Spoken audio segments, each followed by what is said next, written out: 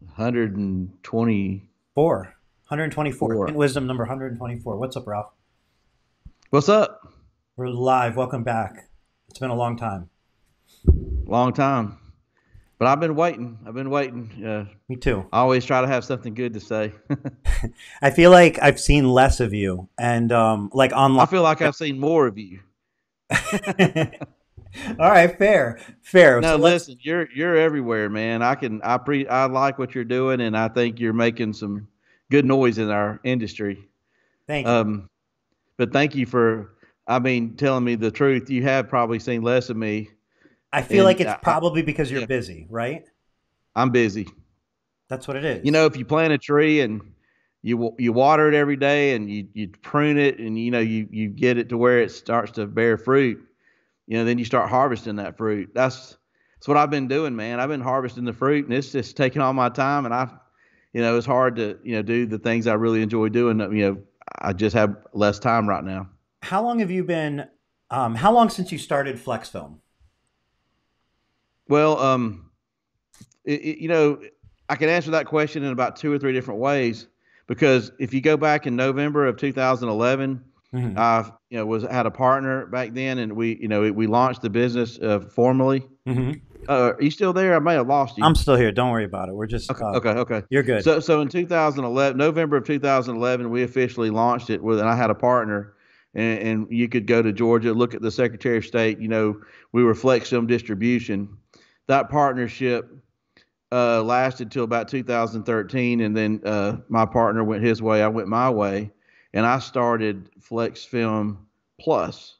I continue to sell the same products and kind of moved the operation from Lilburn to Alabama, and we've proceeded as Flex Film Plus since 2013. I don't remember the month, but Okay. I will say it's very important to me to let people know that Flex Film just didn't start on the 2011, on a whim.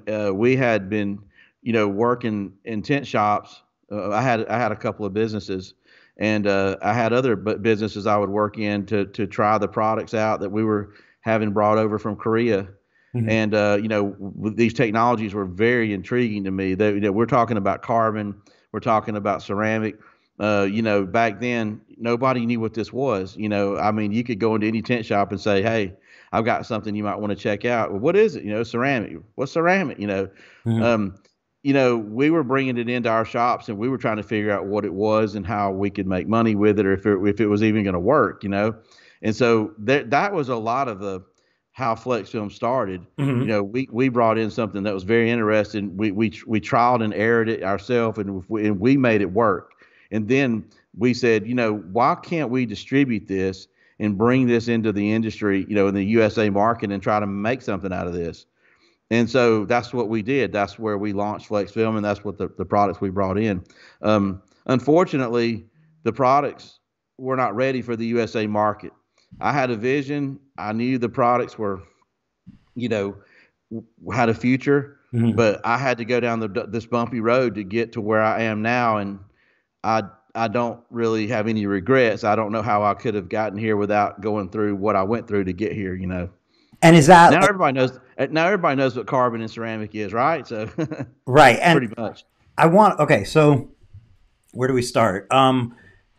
I want to first and foremost mention that, like, because you just said that now everybody knows, and you said like you're on the forefront of the technology. I just want to mention I was actually chatting with somebody a few weeks ago, and they kind Hmm. of in the middle of some context of proposals, they mentioned how they started doing ceramic and they had learned it from somebody on YouTube, from a YouTube video. And I was like, Right. Ralph, and they were like, yeah, it was like, and I was like, okay, of course it was Ralph, but like, Right. just saying like that, there's probably a lot of people that you have no concept exist that you've affected with your YouTube videos. I'm just saying those are super powerful.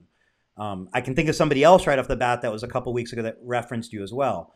Heat demo, Sharon out of Florida, like like, and she mentioned about the heat Sharon demo. Bronson. Yeah, and like she mentioned Yeah. you, like your name just comes up because of the impact you've made over the years. So like when you talk about bumpy road, like there's bumps, but there's a lot of smooth parts of that road too. You just tend to remember the bumps. Well, let me elaborate on that just real quick. I had somebody ask me the other day, if you could go back in time, and you could go back to yourself back in 2011, Mm. what would you tell yourself?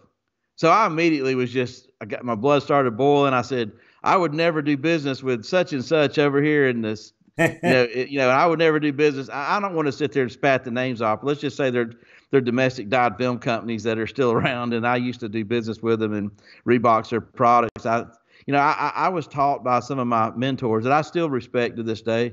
Some aren't even around anymore. They've passed away. But I was told if you want to be successful, stick with American-made products. I don't see anything wrong with that. Like, I'm an American. I don't know why I would not want to buy American products. That seemed like the best advice in the world. Unfortunately, I might have misconstrued that advice, or that advice was all we had at the time to deal with. So I took it, and it's one of the biggest mistakes I ever made in my life, trying to be successful in the window tint distribution business. I wasn't really much more successful with these foreign products that I brought in at the time. But, going back to the question, what would I tell myself, if I could go back in time?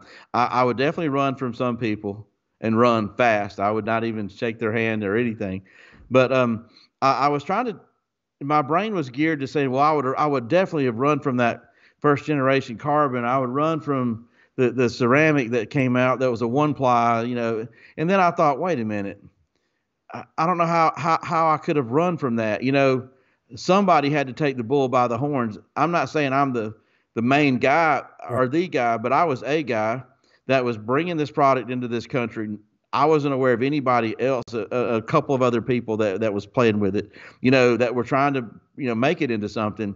And so we took the responsibility for it. We put it out into the field, and we let other people tell us what they didn't like about it or what they liked about it. We would go back and talk to these nanopolymer PhD experts who are brilliant people, but they need guidance. They need us to tell them what to make. I had to go get other competitors' window films and say, this is what these guys like. Make this stuff shrink like this. Right. Do this, do that. Right. I mean, it was a back and forth. And then I thought to myself, going back in time, I would have had to tell myself, get your ass up and stick with it. Don't let anybody tell you that you're a piece of crap or, you're making a bad decision. You can't have changed this. I couldn't have run from this. I had to go through all this trial and error. I had to make all these mistakes to figure out how not to make them twice. I had to go 2 steps forward and 1 step back. I had soft glue that would fail in 2 years. I've had it all. Yeah. I have not always had the best film in the world. Yeah, but that path, but I do now. that path is one where you can't just remove one part of the path without accepting all the change that it would have. And like, I think what you said, the 2 steps forward, 1 step back, I try to remind myself anytime something seems like it's a setback, I go, oh, that's okay. That's the 1 step back. That means my next move is 2 steps forward. So like, as long as you keep it in perspective, there's always going to be a step back before a move forward. I mean, there might be some more move forwards without a step back, but those step backs are like a natural part of it. Like inhaling and exhaling, you have to do both. I'll tell you some things that have motivated me.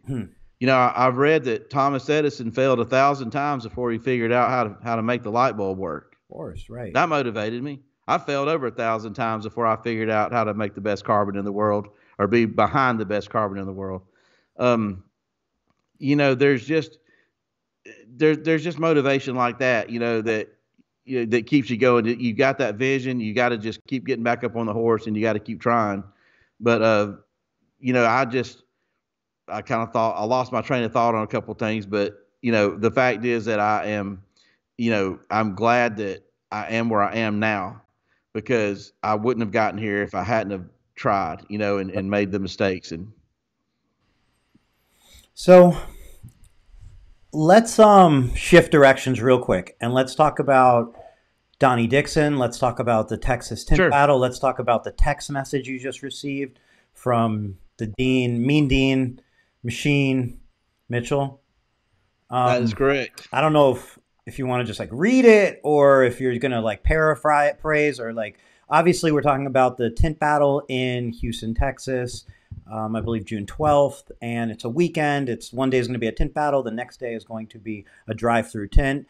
And part of the proceeds, basically, what we're generating money for is Donnie Dixon, one of a fellow tinter, going through not the best time. So I I just turn it want you over. to know maybe there are people out there right now like me that are hearing this for the first time. It's not the first time I've heard about Donnie. It's not the first time I've heard about some of the things you've mentioned, but you've just kind of put a lot of things together for me. That's the Rick thing. I Tallman think called. like people see it in pieces, and it's a good Yeah, idea to talk about it so everybody can know what events are happening when and where and why and with who. this explains a lot of things. I got a call from Rick Tallman, not that long before I mean, right now, and he says your ass is going to Texas, and I'm like, what are you talking about, man? Where'd that come from? Hmm. Oh, you'll see. And Yeah. I knew he had something up his sleeve. He said somebody's probably gonna, call you or contact you, and somebody very credible in the industry that might ask you to do something that you can't refuse. I said, well, okay, I guess we'll see. Whatever that means. But I think it's all coming together because you had mentioned earlier. I got a text from Dean Mitchell. Now I haven't really responded to Dean Mitchell because I'm here at Tint Wiz, and you and I were doing some preparation for this, making sure my computer worked and everything. But he's basically said, "Hey Ralph, hope all is well.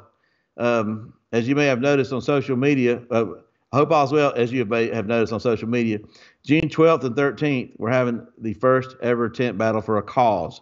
Ever since it's all begun, there's been talk about industry icons and newbies, and we're all unanimous to the fact that the only icon and the only that's done more for the industry over the past 30 years plus is you. I guess that's me. Thank you. We would be honored to have you as a guest judge for this great event and more importantly, great cause. Please let me know if you're interested, and I truly hope you can make it. I've asked Rick Tallman to help convince you, so you may hear from him soon. That explains why he called me. If I may ask, you probably know this yourself. Is this a tent competition that they're having to, Yes. or what? So it's What is? so it's a 2-day event, and the first day is a tint battle. There's 6 teams. They're going like teams, so two-person teams. There's 2-man teams, two-man 3-man teams, and teams, there's 2-man. 6 of them. And Okay, they're going to be competing. They're going to be tinting Dodge Challengers, I believe, or Chargers. I think they're Chargers, probably Chargers. okay. And I'm not completely sure what the judging is based off of, but I think Hmm. that might be even where you come in and where I don't know if Mike Burke is a judge or I'm just saying, but there's going to be judges. There's 6 teams, there's judges. Now, there's been kind of some trash talking within the teams. It's like for Hmm. fun, but at the same time, like Yeah. I guess there's been some switch ups, some changes of partnerships, and some possible breakups. New York and Florida don't seem to be getting along. So Okay. it's a fun thing. And then, part of that event is the second day, which is going to be a drive-through tint off, like drive-through tint day, where basically, the people competing as well as anybody that's going to be there can participate in tinting. As many cars that can come in that day. They're just the ideas. They're going to get them in. They're going to get them out, and then that money is going to go to Donnie Dixon, or I'm not sure if it's a portion to Donnie Dixon, a portion to the Red Cross for the Texas relief. Not completely sure, but Right. Right. I believe Expel is donating the film for that. A lot of other, like industry, like companies are coming together to help put it together and make donations, and it's just, it's going to be a really fun time. It's Carlos is calling it the main event, the industry main event, and Hmm. I feel like it's a very first of its kind, and it's going 100% to Donnie, by the way. Dean just put in the comments just to clear that up. So that's what it is. And then I think what we just heard was your invitation or your request to attend. Yeah, I believe I'm going to be able to accept that. Uh, Especially if it's for a good cause. That's For the best what cause. motivates me It the really, most here. it really is. It really is. And that's what's like, I feel like that's what it's like. This event is like the epitome of, you know, shit coming together that maybe isn't the greatest terms, but it really produces something that's amazing because, obviously it would be better if there was no GoFundMe and there was nobody in need of anything and so on. But a situation like that, which maybe is not a favorable one, also then helps bring together the industry and put some glue to the industry, which provides support, which benefits everybody and really shows what everybody's about, brings people together. It's a great time. It's going to be a great time. And I love it because it sets, I feel like this is also catapulting off of like a couple years ago with John Little and his wife and and her heart transplant. And it's like, it's evolving. It's an evolution of the heart of the industry.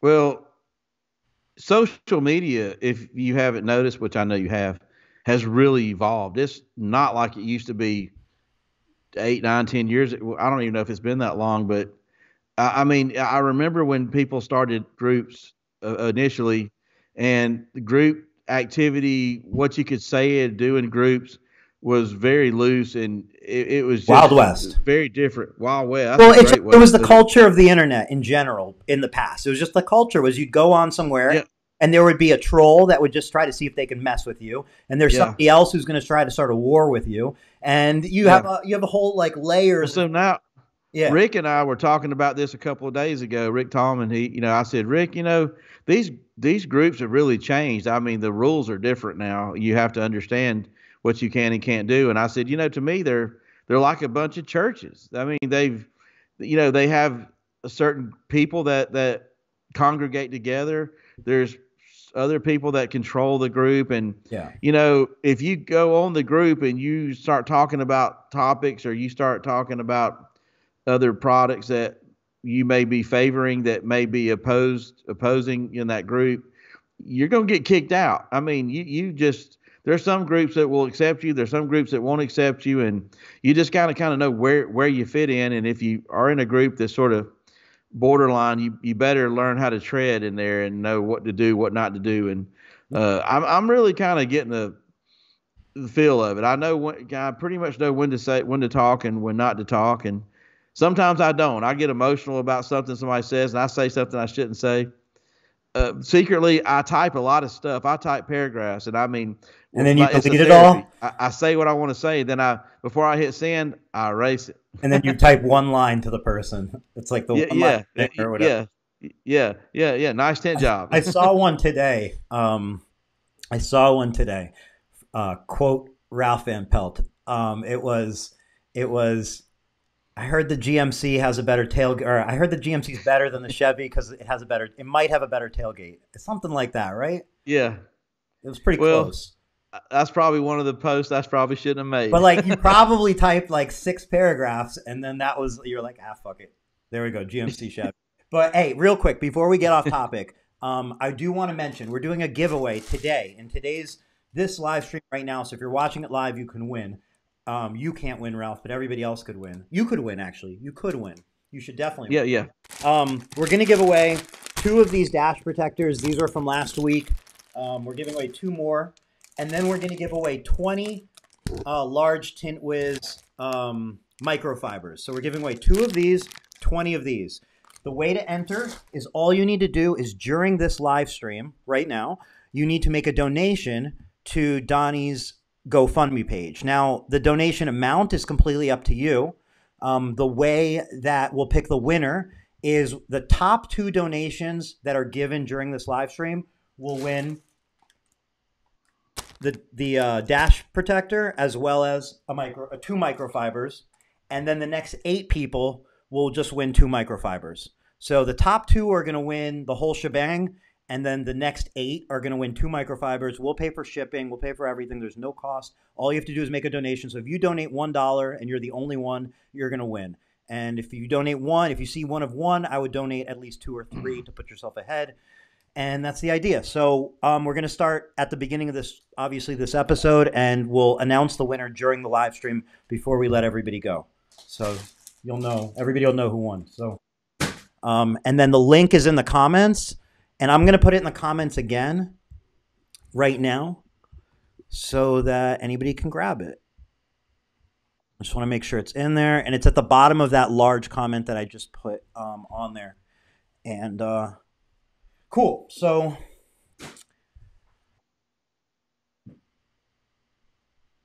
Just to let everybody know the way the things are set up on my end, if there are people commenting, I'm not able to see it, so I will rely on you to tell me what's going on. Well, somebody said no. There's nothing. I can't even think. I was trying to make a joke, like to try to trigger you with something, but like I didn't get anything, so it's too late. Well, Go ahead. I know where what we can talk about. Somebody did I kind of comment and want to say that know let's from. talk $500 plotters. I'm sorry. I just wanted to put that out there. That was a comment. They said, Okay. let's get to talking about $500 plotters. So Well, if everybody knows me, that's definitely a topic that's got to be brought up, and we got to talk about carbon, we got to talk about ceramic, and I'm a technical guy. A lot of people don't even know how these films work and what values they have, and why is carbon better than dye? I'm that guy, man. I can go into all that stuff, but what I want to talk about first is you know Flex Film is experiencing exponential growth. Like I am trying to keep up with it. I mean, and it's been extraordinarily unexplainable in many ways, but in many ways it is explainable.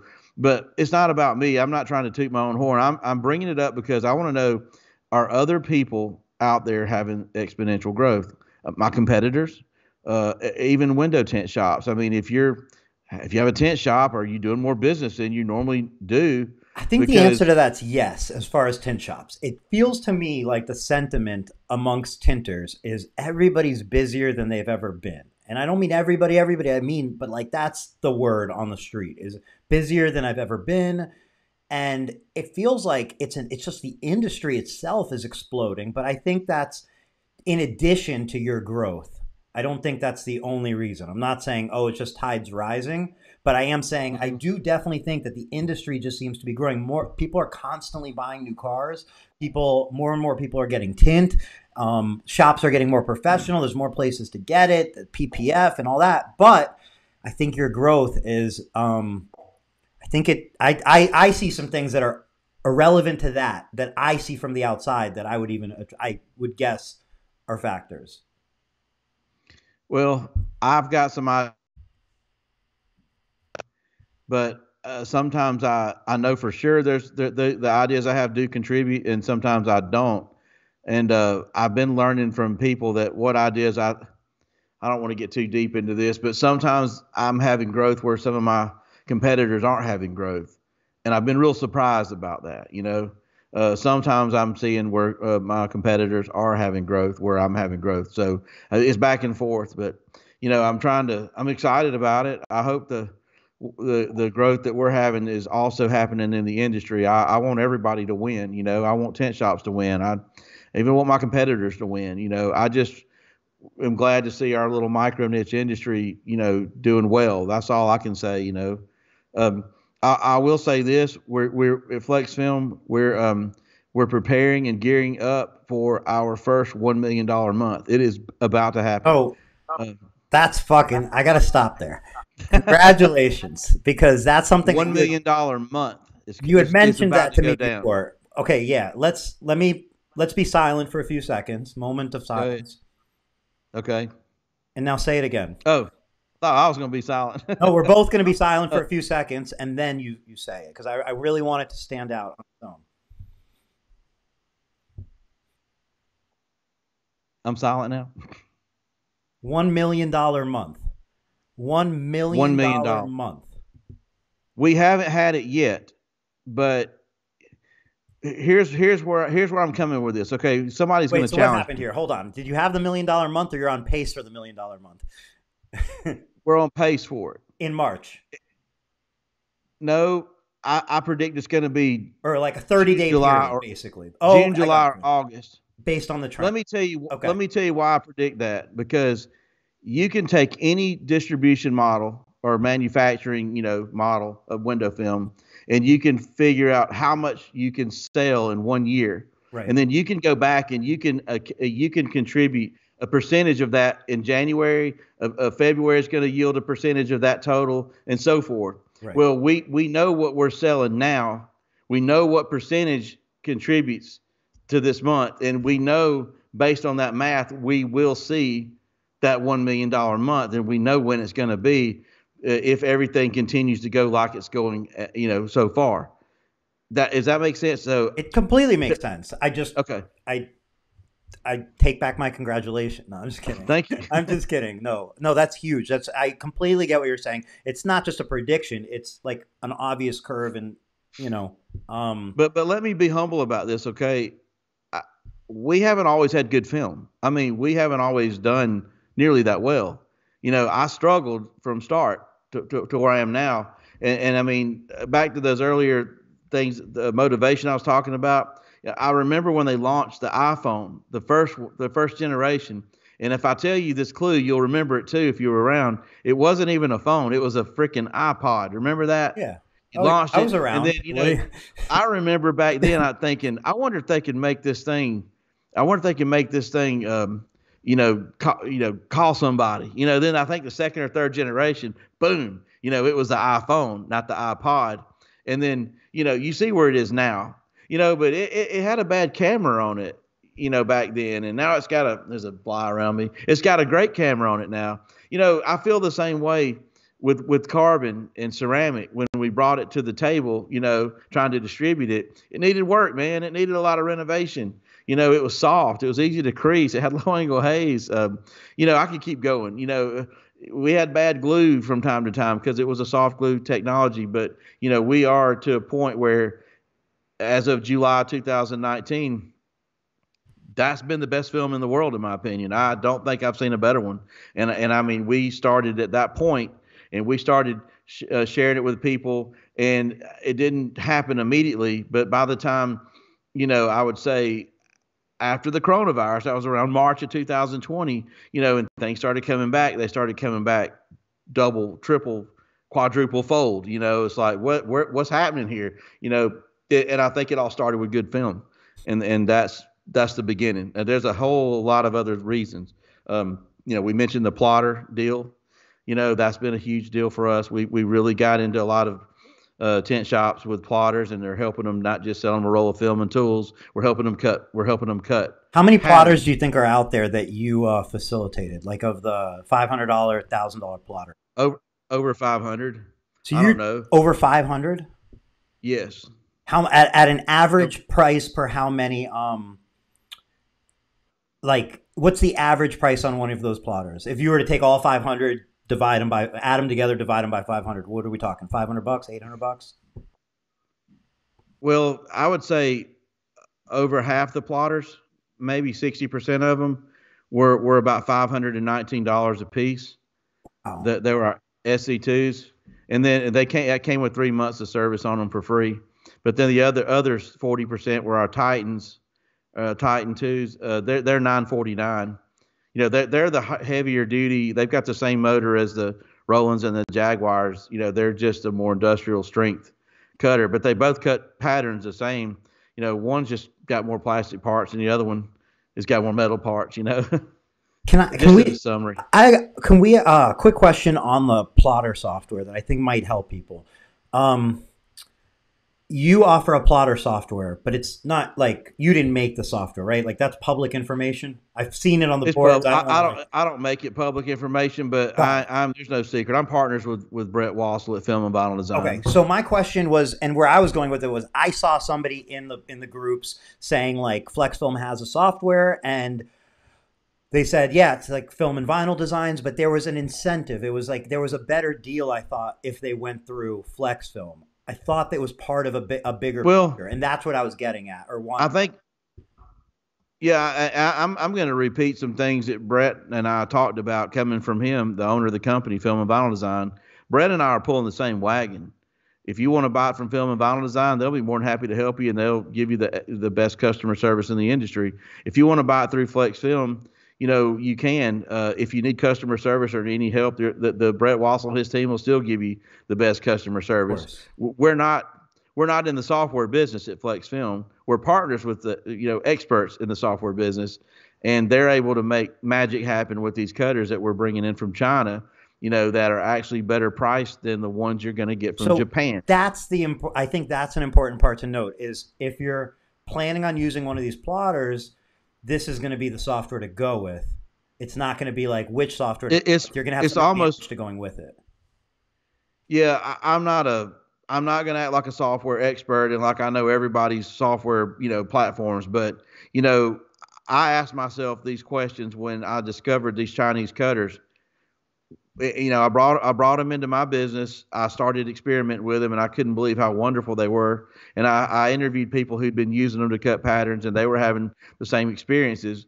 So I was asking myself a logical question anybody would ask: why in the hell aren't these things everywhere? If they're so great, how come we don't see them everywhere?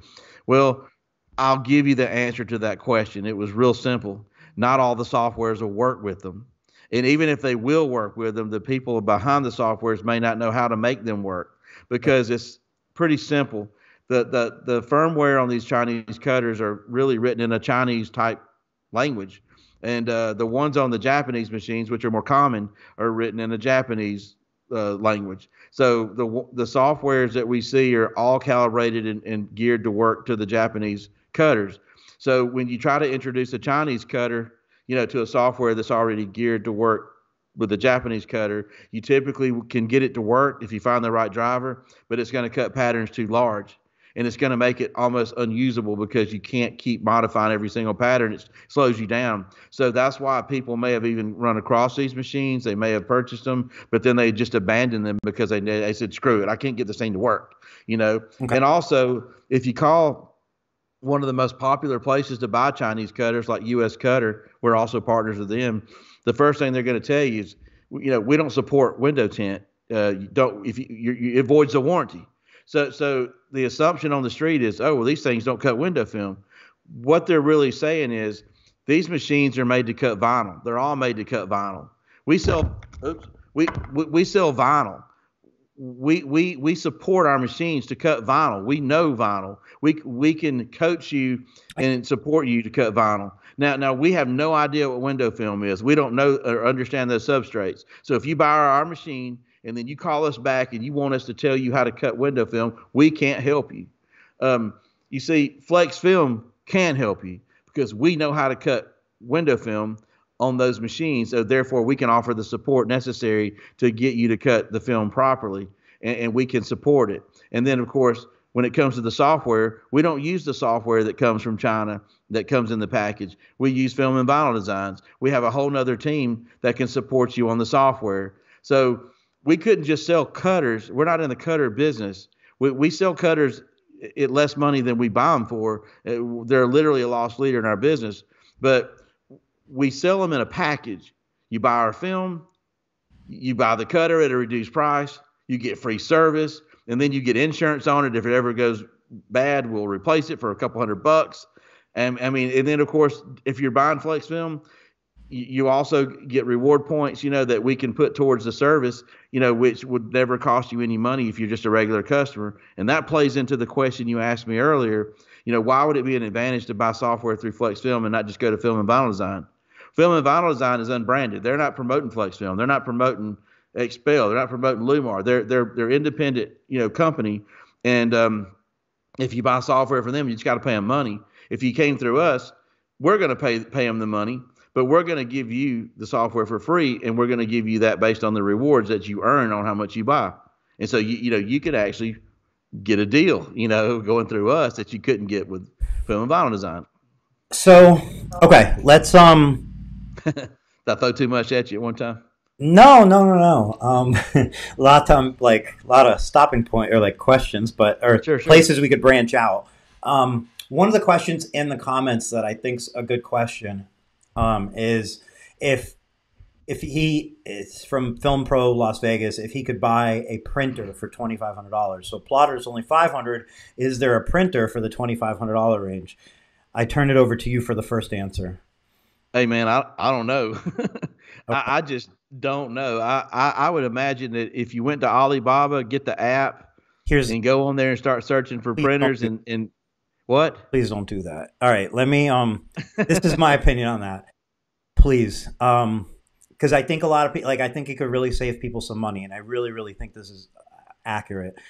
If you're looking to buy a printer and your budget's $2,500, I can say with, in my opinion, certainty that you're better off finding a wholesale place close by to you or one that's on the web that'll ship quickly and order and have somebody wholesale it to you, because there's places usually, like if you're in Vegas locally to you, there's places in LA that will wholesale print it like in a day or two, dirt cheap, like to where you're like, how do you even do it this cheap? And that overall versus buying a cheap printer that's going to be nothing but time and headaches. It's probably going to be slow. It's using up ink. You're probably going to have wasted material. You need a laminator. You're probably going to need a plotter at some point. You're then limited, and then you're going to go, now I need a better printer, as opposed to don't deal with any of that headache and outsource it. And eventually, if you have enough business and you want to set up an operation, you'll do it with the budget that it needs, because graphics, like being in a graphics business, it takes up some money up front. It's not a dip your toe into type thing, in my opinion. It's not worth it. I can expand on that. A lot of people have said, I don't want to use Flexfilm, but I like that cutter idea. So they'll go to US Cutter, buy it themselves. They'll pay a little more for it, a couple $100 more, and they get it. And then they're trying to put window film in it. They're trying to figure out, what software to use and, how to get a driver for it. And, then they, then maybe something could go wrong with it, and US Cutter won't support it. It's out of warranty. It seems like a good idea up front. Up front, it seems like a good idea, and it seems like you're in control. But realistically, it can turn into a giant waste of time and dead ends for you. And that's, I feel like, really important, especially when you're making an investment into machines. You don't want to be stuck with something that's collecting dust in the corner. Like, you need to make money with it. Got to make money with it. Cool. Like, you can't be messing with it. Yeah. There's a lot of stereotypes in our industry that if you don't have a Roland or a Graph Tech, then you're just a nobody. You're not going to be able to cut. And I've got a Roland behind me, but I cut on the Chinese cutter every day. Well, and I can cut better patterns than that with that. That's bizarre. That's bizarre. What's that? I said that's bizarre. Isn't it fair to say that, like, and tell me I'm wrong. And look, you know better than I do. I will say that. I've owned a Roland before. I've owned multiple Rolands, plotters, 60-inch, 64-inch plotters. It's hard for me to believe that if I would have bought a US Cutter, I would have had the same great experience that I had, because I never had a single problem, and I love it. Now, what I'm simply saying is, my take on it is, I'm guessing, hey, not everybody wants to spend the money for a Roland. Sometimes having multiple plotters is even a benefit. In a large shop, everybody having a plotter by their, in the bay would be amazing. And there's a lot of benefits. And simply, this is a great alternative at a less price. But it's not better or equal, is it? It can be. In all fairness, it would be like comparing two cars that are the same make and model almost, but one's an automatic and one's a stick shift. No. So you'll never overcome. It's like comparing like a Lexus with a Corolla and saying they'll both get you from A to Z, and you'll be able to get there. So you can travel, you can drive, but the bumpiness of the ride, the noise the engine makes, the beautiful leather interior, that might not be there. I would say there's a lot of truth to that. I won't argue with that. Let's just make some bold statements here. Go ahead. Okay. It's interesting to me that every cutter in the world that you'll find, and I challenge you to find anyone you want, is none of them are made to cut window film in this micro niche industry. They're all made to cut vinyl. So you're buying a machine that's intended to cut a whole different substrate, whether it comes from Japan or China, and we're going to have to somehow modify it to make it cut something it wasn't designed to cut. Mm-hmm. And so every machine that you can modify to cut film, you can get it to cut film and do a good job. It's just that if you learn how to modify the Chinese machine correctly, you can get it to cut the same pattern you can with the Japanese machine. Just as reliable. And if somebody says, well, you don't need a cheap machine because it'll go bad on you. Well, you know what? If you buy it from me, if it goes bad, I'll replace it. So I got confidence in it. That's the reason why I tried to, I brought that up. Is my reasoning behind it is because when the plotter topic comes up, the US Cutter and Graph Tech and Roland, I feel like the argument is, it's usually two sides, and one saying this is a piece of junk, you can't use it. The other one saying this is just as good. And I feel like, it shouldn't be about like, if it stops going in that direction and it starts going in what are the differences, and we can just have honest differences. Mm-hmm. I feel like, it's like cheaper tint and better tint and different tint. Like sometimes you can get a great tint for a less price and it's going to be able to do the same thing. Let me Sometimes it's give you not. And yeah. let me give you an example. Put a roll of film on the back of this machine, this Roland right here, this $5,000 Roland, and then on these roller bars, and we can pull it through, and it's got more than two pinch rollers because it's made for vinyl, but we only need two pinch rollers. So we can line it up and we can put the pinch rollers down. At that point, we can hit one button right here, enter, and it'll scan from one pinch roller to the other, and then it'll display on the screen if we got a 40-inch roll. I know what you mean. Yep. Okay, and then when it comes back, it automatically sets the origin with one push of a button. Right. Let's go to the Chinese machine. We put the same roll of film on the same roller bars. We feed it through. We push the pinch rollers that we don't need to the side. We use the two we want, and we clamp it down. Okay, there's no one button feature. Right. I have to actually push a button to get it to where I can use the arrows, and I have to move the carriage physically to the left or to the right. Then I have to move the film in and out, and then once I get it to where I want it, then I have to push another button that says set origin. Boom. I get it. No, I get it completely. So the idea is they're different. They can both get the job done. There's going to be a different workflow sometimes and some different features built in and so on. They're not the same machine, but they can both cut tint. That's right. They use the same blade. They have the same type of blade holder, and they both use a carriage, that goes back and forth. Modify these machines with the right Teflon strips or the right cutting surfaces, and use the correct blade. Gosh, they do make Japanese blades, they make Chinese blades, and they make different angles. If you know which ones to use, you can make these things dance. I mean, they'll cut fine.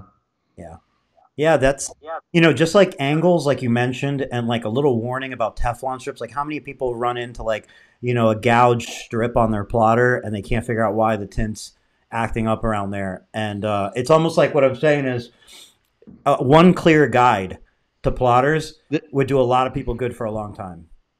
One thing I've discovered, and I'm not the one who discovered this, I've just been seeing it online, and I've been practicing with it on my Chinese cutters, and I've been getting amazing results. We can get the Chinese cutters even cut better now with what I'm about to share with you.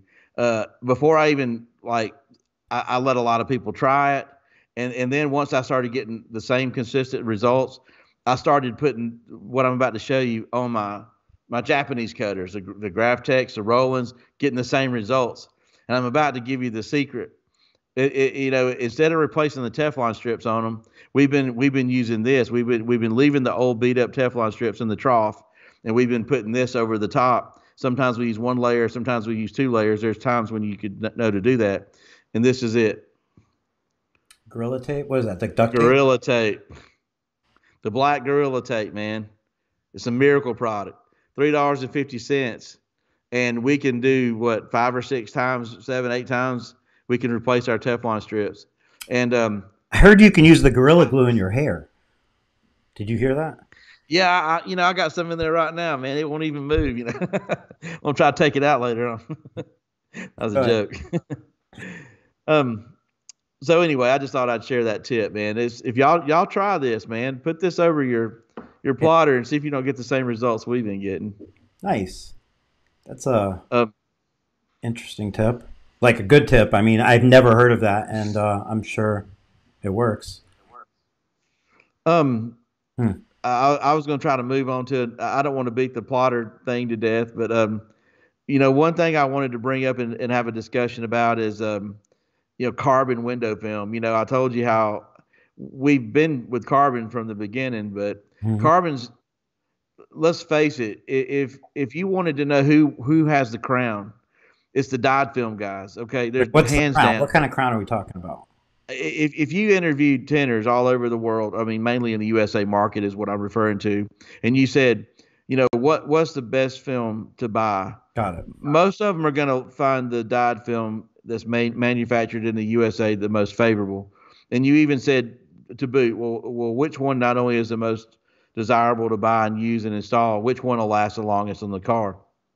And in my humble opinion, there's only 2 sources that you're going to get that product. Eastman, is known for that. They deep dye technology, and so does Quarry. They have a deep dye process. To me, they're like Coke and Pepsi battling it out. And anybody who gets you know, the downline of any of those two technologies is going to probably be really happy. Um, Now, I brought in my carbon, and I've been trying to compete with that, and I've never been able to do it. I've never, been able to get the proverbial award every year about who's got the best film. I can't beat that stuff. Never have been able to. It's whipped me down every year, year after year. But the carbon, I knew had a chance to beat it, but I kept hoping year after year I could give it a run for its money, and I failed. I just didn't do it. I have a lot of people that like carbon and they would buy it, and I survived. But until the Gen 5 came out, I I started winning. I started winning on the Gen 5. I had people switching over to Flexfilm from the downline of those two companies every day, every single day. And I knew carbon had the potential to be a better product because if you could get rid of the low angle haze, and you could dial the color in with it really better. A lot of people like the blacker look because the later model cars have the blacker look. A lot of people are no longer down with the brown. All these dyed films look brown next to these newer cars. And the simple fact that the carbon absorbs more energy than dye lets it go right through. I knew it was a better mousetrap, but it never got to where it needed to be in the industry because it wasn't user friendly and it had problems that needed to be worked out. And I was wondering if they were ever going to work them out, but they have. But it's been since July of 2019. But prior to that, it was not worked out. So anyway, I see a battle going on in the industry between carbon and dye. And now, How to do you answer mean? the question, like the growth. Shit. I That, interrupted you. I'm sorry. what? Keep going. I'm sorry. I That's didn't mean okay. to. That's Well, okay. what I was saying, No, no. what I wanted to ask you is when you say you see the battle in the industry, how do you feel? Like, where do you see that? Where do you feel that sense of like there's a battle between dye Okay. and carbon? I have an opinion. Uh, not everybody knows the industry like I do, or like you do, or like other people that are in it do. There are some dyed films that will not fade and will not change color.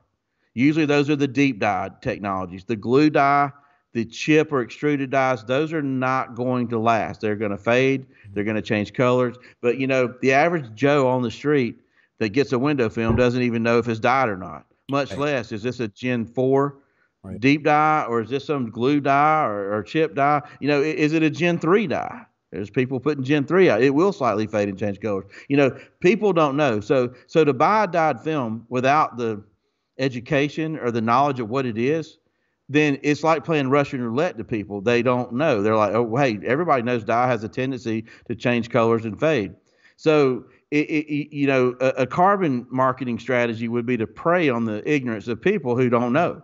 Hey, if you're worried about dye fading and changing colors, carbon won't. That there's even the crappiest, cheapest carbon films that are out there that might fail and bubble off the back windows in a year. They're not going to fade. But They're not going to change colors. what I'm getting at is like, where do you see, like, are we talking about shops telling that to customers or like manufacturers telling that to dealers? Like, We're getting calls every day. Hey, I want to try carbon. I'm done with dye. I'm just having bad experiences with dye. I don't like this stuff anymore. I've having people say, I've got a lot of competition, around me, and I need to have something that's going to help me win. What do you suggest? Well, I suggest you may consider carbon, because if you tell people that you can, tint their cars for the competitive price, but that you used to use dye, but you switched to carbon. And carbon can block out more solar energy or heat, and it won't fade or change colors. And if you're concerned about dye not blocking out the heat like the carbon can, or fading and changing colors, we'll give you a price today competitive to the dyed film people that are all around me that you may be trying to call. Would you like to schedule an appointment?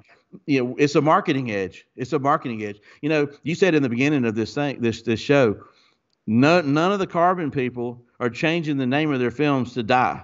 No, I But didn't say that many at of the the beginning of dyed the show. film Nobody knows guys what are you're talking about. changing their names to their films to carbon. I said I said that in the episode that I pulled up to get the title for this one, which was like 100 episodes ago. It was with you that the clip Right. that started to play was of you saying none of the dye films ever called, or none of the carbon films ever called themselves dye, but dye films will call themselves carbon. And You dang right they yeah, will. so I don't remember if I Because said it's it because more I feel like I marketable. talked to you about it beforehand. But anyway, go ahead. Yeah, I got confused on the timeline. I thought we had talked about that live. Sorry about Pre-show, that. but yeah, it doesn't matter. I just want to Yeah, bring that's everybody right. into the loop. So, okay, before I interrupted you, you were leading to that the carbon thing kind of leads to the original question, which was the growth. You're circling back to how that's responsible for the growth, I believe. For people who want the premium level carbon, the Gen 5, we are the gateway to that. That's why we're doing so well. You can't go to any of these name brand companies, not many of them, and get this level of carbon film. And I have no competition. I don't have any competition.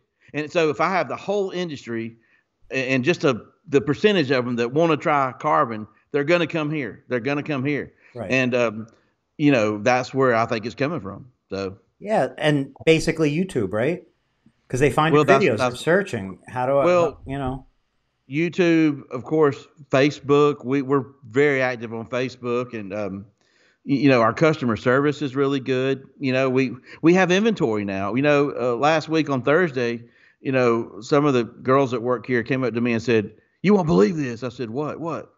They said, "We've got everything in stock." I'm like, Are you kidding me? I mean, since the coronavirus, we've been struggling to keep things in stock. We can't get manufacturing to give us the orders that we're trying to pay for. There's raw material shortages. We send out boxes a day in white boxes of our 24-inch rolls because the box manufacturer can't get cardboard. But so does that mean you said there's raw material like on the film side? Does that mean there could be potential film shortages coming up for brands? Is that like a realistic problem? No, I think most of the film shortages have already been. We've been through it. Got it. We're getting over it now, and we're overcoming it. We could have grown even more if we've had all the products in stock that we sell. It's just been a weird time with the virus. It's just things aren't the same. So, question: why? Okay, I want to phrase this to come off correctly. Earlier, you shared that you are on your way to having a monumental month. Correct. Coming up, $1 million month coming up. Why did you share that? I'm not saying you should or shouldn't. I'm asking you, and it's not a loaded question. I'm not implying it. There's a lot of reasons you could have shared it, and I can guess, but I want to ask you. Because I'm freaking excited about it. I've dedicated my life. I've been kicked around, and people have challenged me on, hey, are you making the right decision with this technology? My company actually literally broke even in 2019 because in the end of 2018, with the Gen 4 technology that we were selling, we had a lot of soft glue issues and some things that, had to make us replace film, and, customers got fed up with it. A lot of people went on to other companies. I'll probably never get them back. And I'd been with the Koreans in this technology for almost a decade, and I was getting discouraged. I had taken too many steps back that year and thought, you ever heard the saying, if you can't beat them, join them? Sure. I was starting to make phone calls to the dyed film guys. Okay. I was getting ready to just suck it up and go into the dyed film business, which I swore I'd never do. To me, right now, with what we've got now, and I'm glad I stuck it out because that was the best decision I ever made in my life. Right now, we sell dyed film. People, before you get, think bad of me, like, why are you, I got a fly about to kill me around here. Didn't you make a video with that fly once? Don't worry, I'm about to get that fly in a minute. Didn't you make a video with that fly? What? Wasn't there a video you made on like a YouTube video with a fly? Yeah, there actually was. There's several bugs. Is it a while ago or back in the recent? day? It was an old video? Oh, that video was made about 7, 8 years ago, Okay, probably. everybody should look that video up at some point because if you look, I'm dead serious. Go to the Flexfilm YouTube channel and look for the dragonfly. Yeah, it was a dragonfly. David commented, and Yeah. it's a really good video. And for it, and like honestly, I remember the video clearly, but I didn't remember if it was an old video or a new video. For that to be such an old video and to be so well done, definitely Actually, fucking it was cool. kind of a spoof video because I had a lot of haters back then. A lot of people were negative towards Flex Film, and I was actually making a video about the haters, but I was not confronting them directly. I was using bugs to create a narrative about how the haters would respond to our company and how they got it wrong with their accusations or whatever. It was just my way of fighting back, Mhm. on social media, It was a good without, video. It was a really yeah, creative video. it was the guys that were working with me were having fun, trying to edit it and, make it come to life. And, we were just having fun with Like a it. Geico commercial or something. Um, Yeah. Tim C. Johnson wants to know if your Gen 4 die is still having problems because you mentioned that 19 was not the best year because of 18 issues potentially. Well, that's a good question. Let's just cut to the chase. Gen 4 technology, if it's made consistently and on point, I'm going to give it a 5 year life expectancy. That means that if you live in Florida or you live in Canada, if you get a good roll of film, you're going to get 5 years out of it at least. Um, the problem with Gen 4 that we saw more so than in any previous generation is that the acrylic mounting adhesive was soft, and it had to be about 7 or 8 micrometers in thickness, which you put that much glue on the back of a film, you're going to get a softer, rubbery, more rubbery type feel.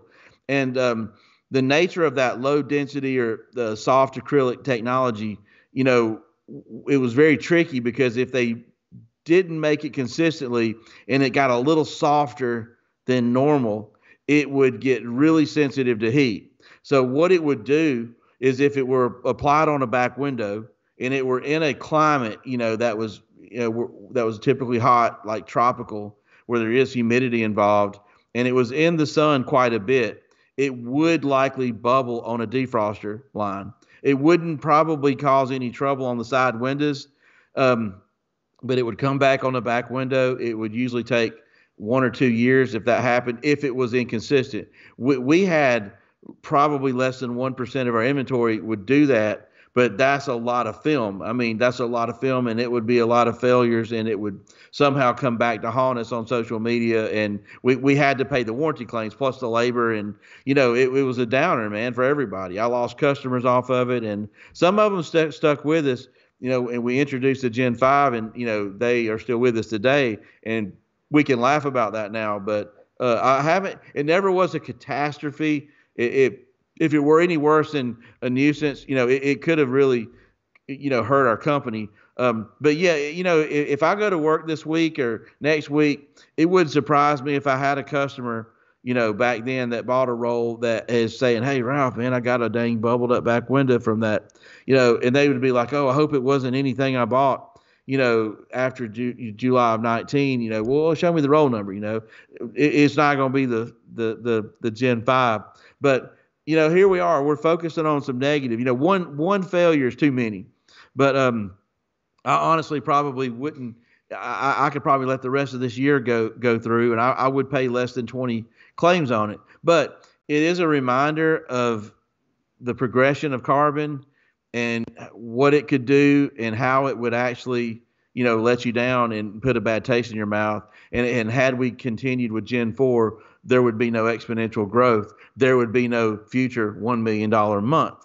That's what I was trying to express to you earlier. You said, why did you mention that? What was the But I significance of didn't that? mean like I And didn't mean like no, what I I meant really, it was just in words. I didn't mean anything with it. it's a, no, no, it's a validation that, um, I don't care if somebody agrees or disagrees with carbon technology. If you can sell $1 million of it a month, then there's enough people now out there that agree with it, that agree with the technology, and they understand that there's an evolution of this technology. Like an iPhone started, as an iPod, and it had a sucky camera on Right. it. There's an evolution, but you're still there with the same brand chugging along Yes, and revising. yes. That's the important part, because like time is an important one to see somebody consistent Well, over time. it saddens me when somebody asks a question on social media, what do you think about carbon window film? And they say, stay away from it because it has low angle haze, or, or it'll fail in 2 years or less than 2 years. I think that's a real shallow opinion. It would be like somebody saying, hey, what do you think about the iPhone? I said, you know what? It doesn't even have you can't even call anybody on it, and the camera on it sucks. Well, wait a minute. I'm talking about the iPhone 15X or whatever. Oh, well, no, I've never tried that. That. Worse, right. Well, But why do you give me a review? that's the nature of the internet. Is oftentimes people Yeah, even repeat things that they read a few times. They don't necessarily know firsthand, but it becomes that, like, it's the nature of forums, really. it is. I'm not hating anybody. I'm just hating the game. I'm trying to make, you know, the game is what gives me the ideas. What do I need to do to promote carbon technology? I made a video recently. It's getting a lot of views. The evolution of carbon. It starts off and Very good tells video. where we started, Yeah. and it explains it. And if somebody were to watch that video, then they might change their mind about carbon and say, wait a minute. So the last time I tried you, that was a Gen 3. Yeah, I hated that film. It sucked. They wouldn't shrink. Well, why don't you try the Gen 5 now? I mean, I know you didn't buy the iPod back when it first came out, but you seem to have a Generation 15X iPhone. What do you think about it? So what about this? What if you go through your past customers, you take everyone who's bought a decent amount of film from you that doesn't buy them any longer, and you send them a roll of Gen 5 on the house just to use it and see what they're missing? I think that's a great idea, and I've got that one on my list. And I write down all kind of ideas. I usually get my best ideas in the morning in the shower before I get to work. I don't know why. And then I write them down, and then I prioritize them. It hasn't made it to the top yet. Fair. We have found. I'm gonna tell you Especially what's if made you're it to the short on top. boxes. That's not the time. Like, What's made it to the top is that since the coronavirus, a lot of people have been out of jobs or wanting to do job switches, or they've been working from home. So there's been an increased interest in getting into window tint.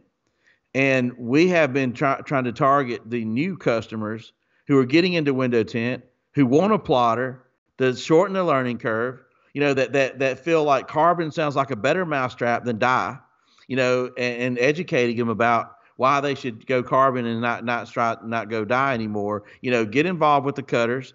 Come on board with Flexfilm. Get our banners, get our display boards, and put a complete business in a box. And we can't keep up with the pace of those people. I don't have time to even use the bathroom, much less go back to old customers and try to get them back. I will one day, and I will do it. But it's the business is just so busy, it's just overwhelming us. So, like, as this business potentially grows and keeps growing and growing, do you Right? see yourself kind of maintaining this? From my understanding, this kind of like you have like an efficient, kind of like you don't have like a million distribution centers and this and that, and like the things that a lot of window film companies have. It comes out of your location and so on. Do you see that ever changing depending on growth? Absolutely. Is that like a ceiling that you would put in place and say, I don't ever want to go beyond that point? Or are you saying sky's the limit, wherever it goes, we're going? No, I just broke ground on a new building beside the one I'm in now, just to handle the growth. I do see a need for a distribution probably in California somewhere, to get to more people that would otherwise not buy from us because it takes 4 or 5 days to get them filmed. So yes, I see that as an opportunity here in the near future. Nice. I want to keep on that, but go ahead. No, I was just I think you were reading a comment or something. Tim mentioned, he said, I'm using, and he had asked about the Gen 4 prior. He said, I'm using your Retroflex Gen 4. Just want to make sure I stand behind my film I put on my customers' cars, but carbon film might have to be the entry-level film instead of dye. That was a statement, right? Or was that a question? It was a statement. Well, first of all, the Retroflex is a Gen 4 die, and the carbon and the Right. ceramic is a Gen 5. So he's saying that he's Is using that Gen 4 now, Retroflex, okay? but he may have to drop it and just have the carbon as the entry Oh, level. a lot of people are doing that. You know, look, I was trying to say something earlier and I kind of got sidetracked. You know, for Flex Film, I'm speaking for Flex Film, not everybody. Um, One of the mistakes I was telling you about is I was using dyed films that were made in the USA. They were deep dyed, they were Gen 3s, and they faded and changed colors, but mostly they came back with glue related issues. And so I had to switch.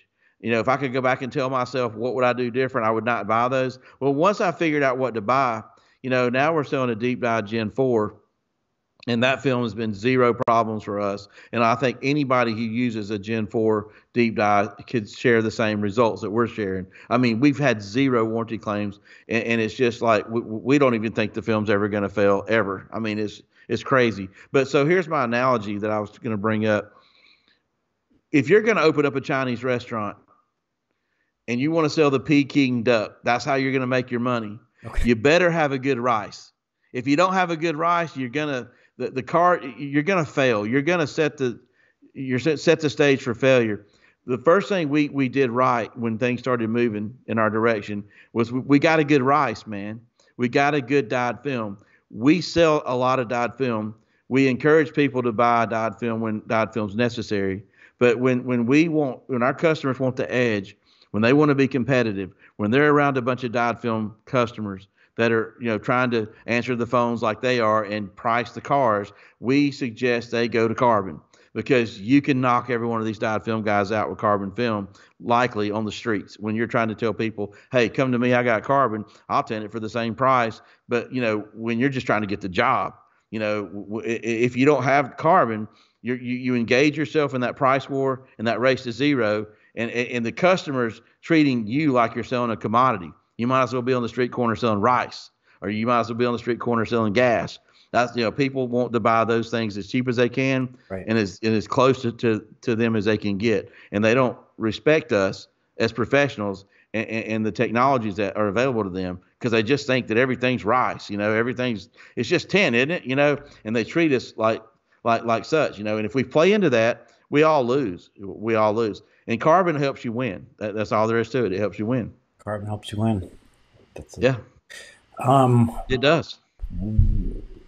Oh, let me say this. Tell me. Here's what's going to happen.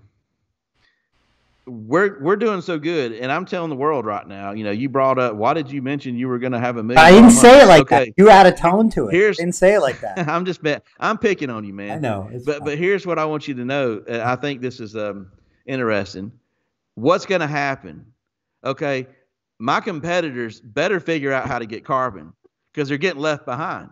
And you know, just like when I started going into businesses with ceramic, you know, I was the only one. I remember the Wild West when I had no competition, but I still had trouble selling it because nobody knew what it was. I figured out how to sell it, and then once it became an item, then all my competitors started getting it. And now I've got people that sell against me using the strategies that I originally created, you know, and now we have a lot of choices. There's nothing wrong with that. It's just a But fuck you. That's what it was. that- It's just a fuck you to all the haters that you're doing really yeah, well. That's hey, the answer to why you said it. And I'm right.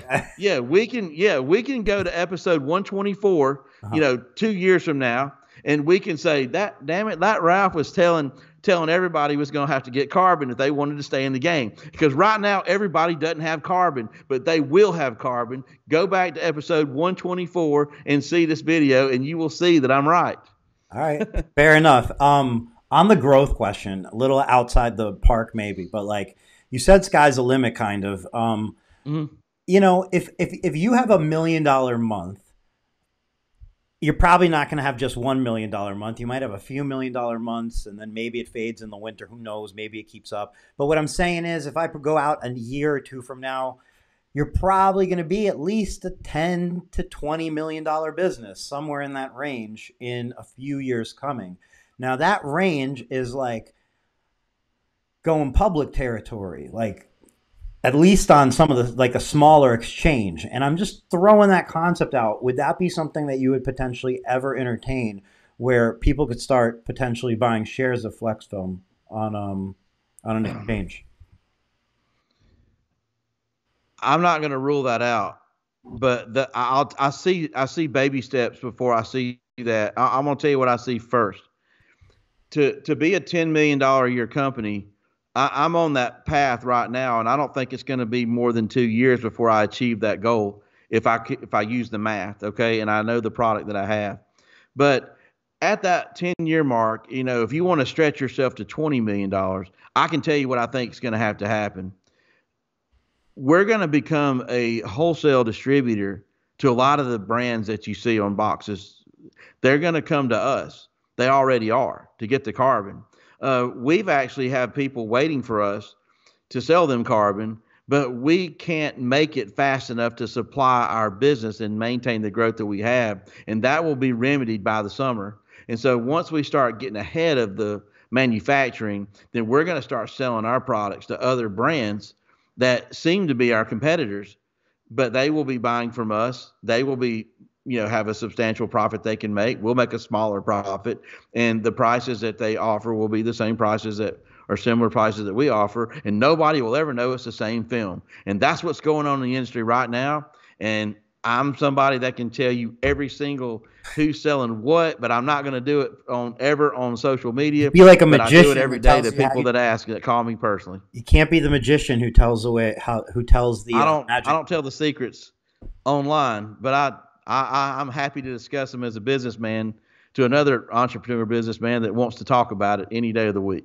So a couple takeaways, because like I just think it would be super exciting to see, after seeing like the growth of some of the other companies, Expel in particular, on the stock market and in general their growth. It would be interesting to see another company transition from smaller company, bigger company, and then potentially something that any tinter, anybody in the industry could invest in and be part owner. I just think that's exciting. Like, and that's going to happen. It's Well, going to be somebody. can I share something with you? You've opened up a really good can of worms, and that's a good can of worms. I want to talk about this.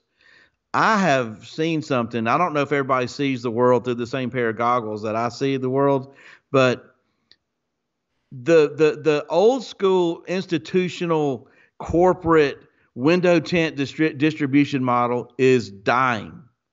It's dying. Um, I'm not saying that's not a. I commend Expel, for example, like you mentioned, for going public, and I think that serves them very well, and that's a great model for them.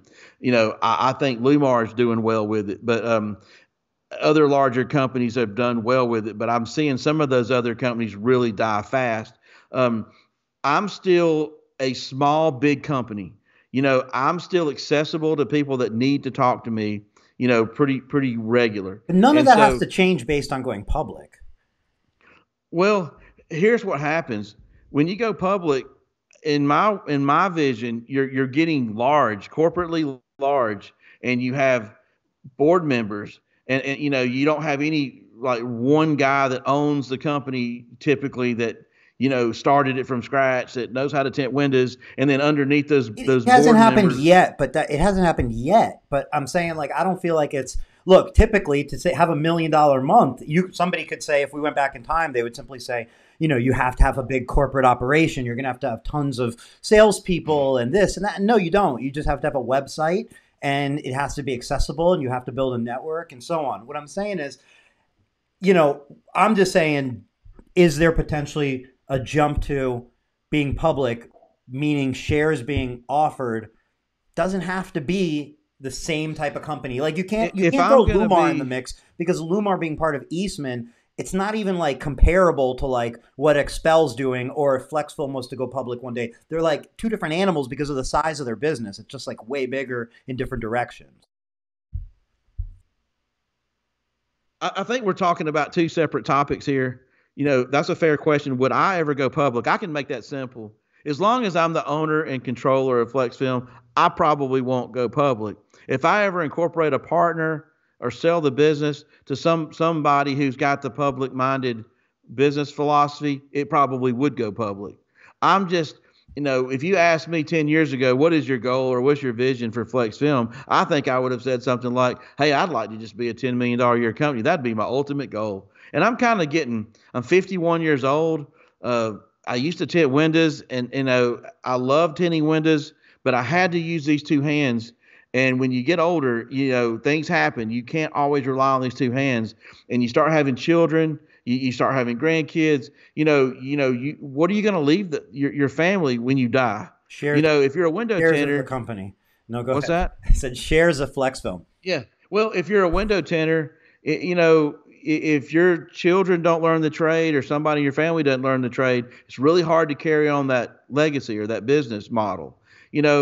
If you start distributing film and you can create a model that works or the film sells whether I'm going to come into work today or not. Your family can actually take over a business like that. And it's something that's I've been working hard on. Because I want my family to have something when I leave. And so going public is even another step, and I could leave shares and things like that. The reason I bring it up is I just feel like the industry is such a tight niche industry, and like tight knit industry was where I was going. But and as investing becomes kind of more like something that everybody's potentially has access to on their phone and so on, the idea of being able to invest in a smaller type company, man, any tint company, like any manufacturer, you could pick like the worst one. If they went public, I'd be like, I want to invest now, like, because there's just something about that, like a fun, like to know, like this is Flexfilm. I think the problem is that I was raised by a lawyer, and I wasn't groomed to know how to start a company. And takes lawyers. What do you mean? And no, well, my dad was a workers' comp, personal injury, bankruptcy attorney. Shuts them down. Huh? He shuts them down, not opens them up. Yeah, exactly. Okay. So, I think if you were to look at someone who starts a company and grooms it as such to make the company profitable and do the books correctly and get it ready for investors to want to invest in it. I wasn't really trained that way. I don't have that mindset. I was watching some TikTok videos the other day, and this guy was walking up to these, random people in Beverly Hills saying, hey, they're in these $200,000 million exotic cars. What do you do for a living? Man, what do you do for a living? Yeah. What do you do for a living? Oh, I'm in real estate.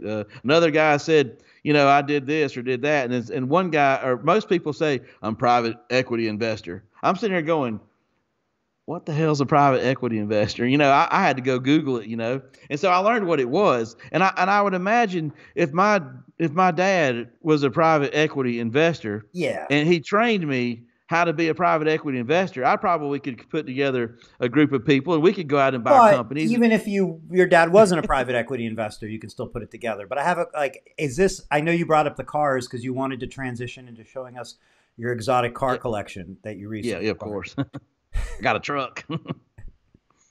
No, but you see what I'm saying? I don't come from the background that would. That's not. I'm not saying it's not. I get what you're saying. I get it completely. Right. Yeah. Okay. I'm doing it my way, I guess you could say. So. Hey, I was just curious because you could be like, hell yeah, I can't wait. I'm going to go public and blah blah blah, and I would be excited. Yeah. Well, let me go back to this other topic I was trying to bring up. That's a little parallel to this, but not the same. Let's do it. It's very easy for me to compete with these larger companies now, and I can give you a ton of reasons. But I'm going to hit the top reasons. There's so many people that call me up and say, I was about to go with this newer up and coming company, maybe or maybe not, it's publicly traded. And I was told that they were going to give me a territory.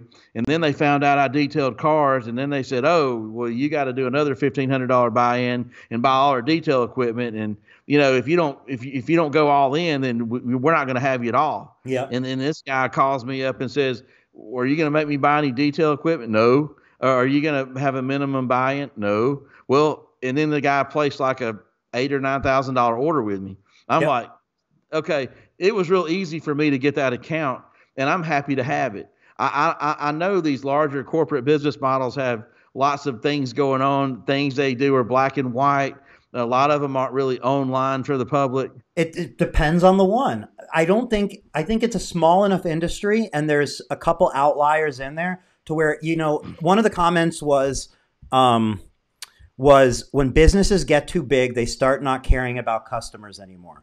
I That's know, true. I understand that sentiment, but that doesn't apply to all businesses, all big businesses. It simply doesn't. It doesn't. Now, if you say it's a challenge for them, most of them, a lot of times a side effect of growth is then fair. But you can't say big businesses don't care about customers. It's not accurate, and it's not it's Okay. Let's go down to the ground floor. Okay. I would be it would be fair to say that if you look at me, 51 years old, in my history, you probably would categorize me as an entrepreneur. I am somebody that wakes up in the morning. I don't go to work for somebody or some company, and I try to make it on my own. I'm not trying to say that I'm better than anybody else. You know, it takes a lot of people in our world to make it go around. Some people are more happy with being employees. Some people are more of an independent contractor mindset. Some people are straight up entrepreneurs. What I've noticed is when I talk to most window tinters, most of them, they may not be very wealthy. They may not be, some of them may be more well off than others, but most of them are entrepreneurs. They wake up in the morning, they put their pants on every day the same way, and then they go to work, and they don't work for another company. They go hustle. They try to figure out how to, put the tent on the car, make the money, things like that. So when I'm speaking to another human being that's also an entrepreneur, there's just a rapport that we have. sure. Okay. Imagine a larger corporate entity There are has got diff- to hire people. there are differences. They, Yeah. they are hiring employees. They're employee minded, and they're usually putting them out there to talk to smaller entrepreneurs. There is a They're disconnect. hiring employees that are business minded, that share a passion for the company, feel part of a family and see a long term with that company and will do anything for it. I don't think it's accurate to stereotype companies based on size or how they hire. Robbie brought up a comment saying, "I don't consider y'all big in Walmart or Lowe's or like I hate AT&T and so on." Like, you can't name big companies, the shittiest of the big companies. Those companies are essentially, in a way, like almost a monopoly, to where, like, of course they're so big and like they can do anything. But do you really feel like that because somebody has employees, they're going to be employee minded people, and you can't have employees that are entrepreneur minded people? There's always exceptions to the rules. I was just going to the ground level, and I was speaking in general terms. But that's the point. I I think you're right in general score. terms. I'm sorry to interrupt. I just really want to quickly say, Yeah. I wasn't saying that they're wrong in general terms. In general terms, bigger businesses end up getting less and less, like, further away from their customers. The quality of, like, the passion, the direct connection. But that's the point, is in general. But in such a small industry, you can't take 10 companies and go, all the bigger ones don't care about their customers, all the smaller ones do. That's just not fair or accurate. Well, I'm not really trying to emphasize that one topic. Like, let's Okay. go to Walmart, Well, man. Let's you just go to weren't, but Walmart. that's where I thought it was If going. you Was want, kind of saying the if bigger. you wanted to buy something from Walmart, you had to get in the car and go over there and get it. Now you can get on the computer and buy it from Walmart.com. Sure, There are things that you can buy from Walmart.com that you can't get inside the store. 100%. More stuff. There's I more stuff copied that online business than model. right. I copied that business model. There are things that you can do inside my store and get great help, but you're confined to only business hours. And then, we have reward points. It's only good online. You can't get them inside our store because it doesn't work that way. Um, you know, I'm looking at Amazon. I'm looking at, like, if I want to get my car painted and I find out they're using PPG paint, I can go online and I can find out how much it costs if I want to know. Um, this corporate larger, institutional model is very private. Like, only dealers can get behind the door. We don't share our pricing. Anybody off the street can't buy. That has not work. That's not working as well for them as it used to. It is starting to die out. You That think? is why our world is changing. How do you And mean? and I How is it dying out? um because I can try that business model and I can just barely survive. And then I can have an e-commerce out of my business and I can grow 4 times as large, like literally in 6 months. And It's I have people complimenting us on how our customer service has improved. how they're able to go, hey, I got up last night at 3 o'clock in the morning and you had to go to the bathroom and I decided to order my film. I mean, I love that, Or, I mean, no, of you course. know, and you know what, if you've got, um, if you, But that's if not you've something that got, they couldn't do too. It's just something that a lot of companies aren't doing yet. They're not embracing it. But everybody could do that. They can make a system that's locked to their dealers. They can make an app so people can just order their film from an app that never logs them out. They have the capabilities. They could just literally, you could click and like an but Uber, you could order your film and it charges you they automatically. do, and they will They will, change. but they're going They'll to be have way to behind a change. smaller company that's more agile maybe, or They're they'll use just their not the resources. ones that are doing it first. Right. I'm doing it first. I'm stepping up. I'm doing it first. People are following me. Oh, That's look, when at the beginning I said there's some things that stand out to me that you're doing exceptionally that I think are part of your growth and part of your standout. Part of that is your website. You have the best e-commerce website selling window film. One of the best. I think it's the best. Maybe there's one that's similar. I don't think there is. um. I think it's the best. And like just Thank you that. for the compliment, but Well, there are some other really good ones I'm out not there saying too there's that not are other good ones, impressive. but what Yeah. I'm saying is yours is very clear. It's very well thought out. It's very clear when you're buying a roll of film what you're getting, what your options are, what your lines are. It's all there. It's complete. So just that, like you said, that changes the game because you're able to. You could grow 4 times overnight. You could do whatever. You could make $1 million Yeah. in sales tonight. You don't need to rely on emails or phone calls. Well, you see, think what you just said right But there. they could do it If you too. They're had, just not, if you didn't have the or they e-commerce are. site, Yeah. then people would have to call and talk to a human to But some place of an them order. do. So like Lumar, you can order online. Expel, you can order it online. Ceramic Hmm. Pro, you can order it online. So you're not the only one. I'm just simply saying you were one of the first, if not the Hmm. first, and you're one of the best, if not the best. That's all. But they're doing it. They're just not doing it that well. They're not embracing it. They're not going leaning into it with the wind. Right. It's still, if you pick up the phone and call to order, you just order and they do it instead of actively trying to get people to order that way. Hmm. Right? Yeah. It's really just, you'd be surprised when somebody calls up and says, "Yeah, I need to order some tools." Well, what would you like to order? Well, I want that blue squeegee. Well, do you want it with the handle? Yeah, I want the handle, but I want the I one would that's got never the answer that phone edges. call. I would never answer that phone call. I couldn't be Oh part of a my business that gosh. answers that phone call. I'm And, sorry. I love and everyone, then but you got to just and then go, click, and if pick you it and can done. Yeah. if you can get through that, they'll call back. Hey, y'all sent me something, I didn't order it. I mean, you can't win. If they go online, there's a picture of it, and they Of course. click on it, It's a and better then we fill experience the for order. everyone. It It's is a better. better experience. Sometimes people are resistant to going down that experience, but if they try it, it's better for everyone. I'm sure people used to say, I don't want to order my groceries online. But once you start doing it on Yeah, Amazon, you're like, shit, why? yeah. I don't want to not do it online. Or, I like, admit some people like to call in, and we have that service, and some people like to order online. But right. we have both options, and that's been the best thing we've ever done. Yeah. And I think our customers are giving us that feedback. That, let me just say that that's not always just my opinion. I think a lot of people share that opinion. No doubt about it. No doubt about it. It's something that everyone needs to offer, and it needs to not just be offered, but like pushed. I would be forefront. You know what I mean? Forefront Yeah. would be making that a priority. So anyway, good job for kicking ass and blazing trails and setting examples and really it's a cool win. It's a very cool win. And I'm glad you shared it. I think it's awesome that you shared it. I Thank think a lot of people don't share their numbers. Nobody shares their numbers. Like, who could you name that you know their numbers other than a publicly traded company? Nobody else shares their numbers. So the fact that you do that, it puts things into perspective. It's motivating. It's exciting. And congratulations on it. It's well Well, deserved. thank you. Um, I don't do a lot of things I would like to do online. It's very tricky to. I think there's a certain unwritten code of ethics that of things you can do or say online, and things you can't say.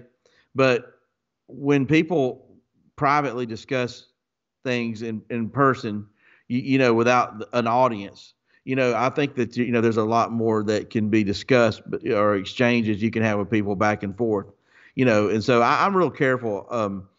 I guess when I go online, I try to treat people for the most part like I would want them to treat me. Uh, but the reason I say for the most part is because where I'm really proud of what I sell and where it comes from and how it's made, other companies don't seem to share that with for some reason. They want to keep it a secret.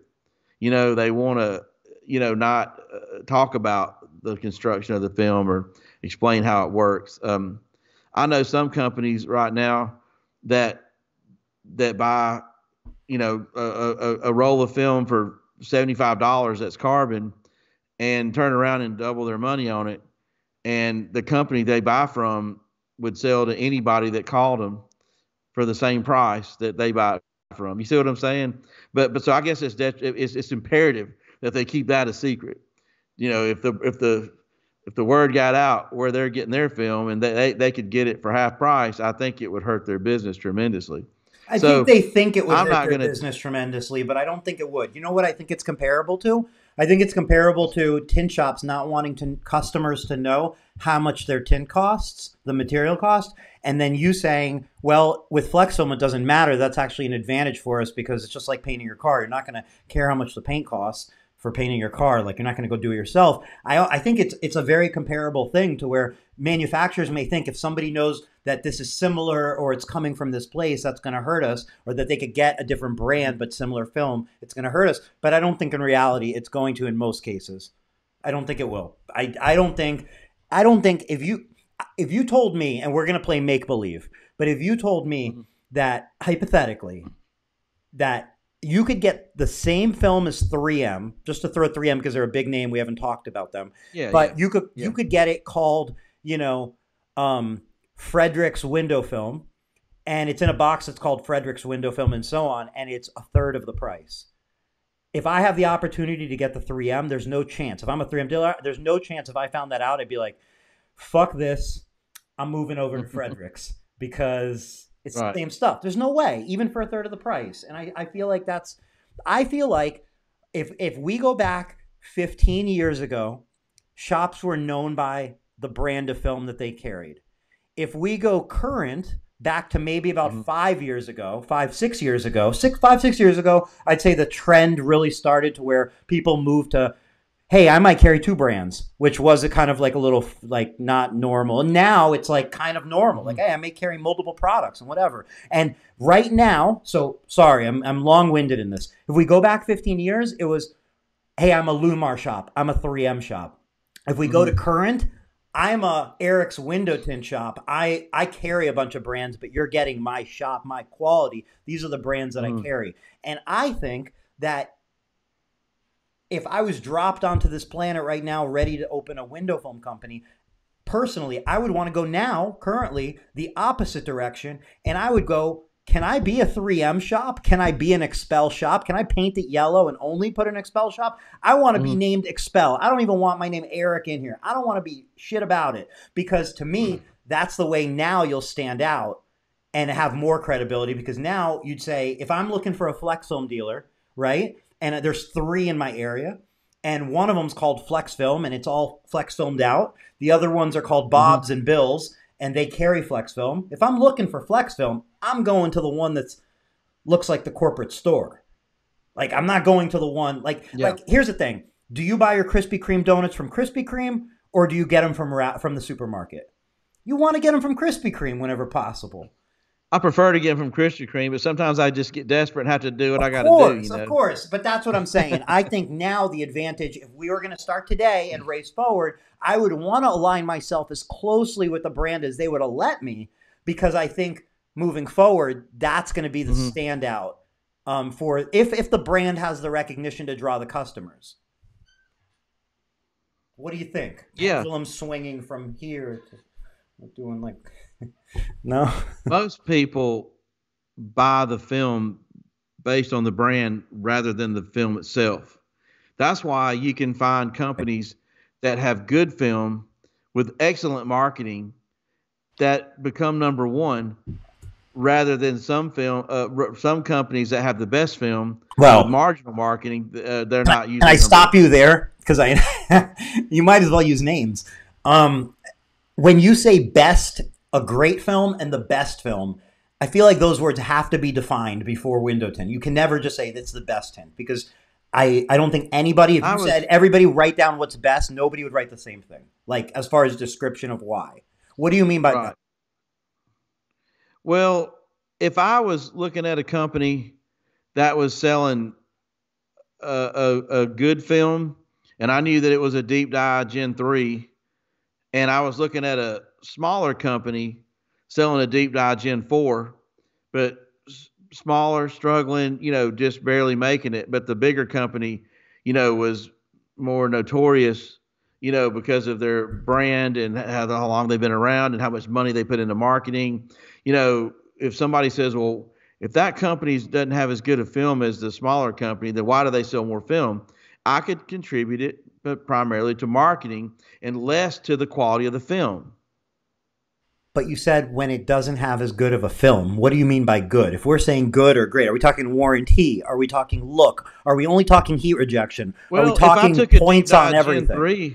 If I took a deep dive Gen 3 layer of polyester and I put it in an accelerated weatherable testing model like a QUV xenon, and I looked at what it would do at 500 hours, 1,000 hours, and even 1,500 hours, I would scientifically get you some data that would be So consistent. durability, Yeah, but durability. not And then necessarily if I got the performance. Durability, because that's different yeah, than performance, right? oh yeah, I'm talking about Just durability, durability. or Fade, performance, bubbling. or Well, performance. but is it I give you a and performance performance? example, Is it and performance? Is what I'm saying. and or. So okay, in both categories, because look, all my question was to you. I'm not challenging it. I'm just Well, saying let me tell let's you, define best. What does best include? Durability, heat rejection, durability and performance. and Those by just those are the performance, top what two. are we talking about? Heat rejection. Performance. What does it mean? Put it in a Well, sentence. This film performs really good the ability because. to stop solar energy from passing through it, and the ability for it to slow down heat that builds up from the absorption of solar energy and slow it down enough to make the customer feel comfortable inside the car and use less air conditioning to keep it cool. Okay, perfect. Okay. So performance and durability. You're going to have a happier customer. You're having a better performing And the film, film has to longer stay life. on the car the longest from a fading and color change perspective, as well as an adhesive related type issue, among others. So if you can show that in such black and white, then why don't you? Like, why don't you pull out a video of an accelerated weather testing? I've been doing this for my whole life.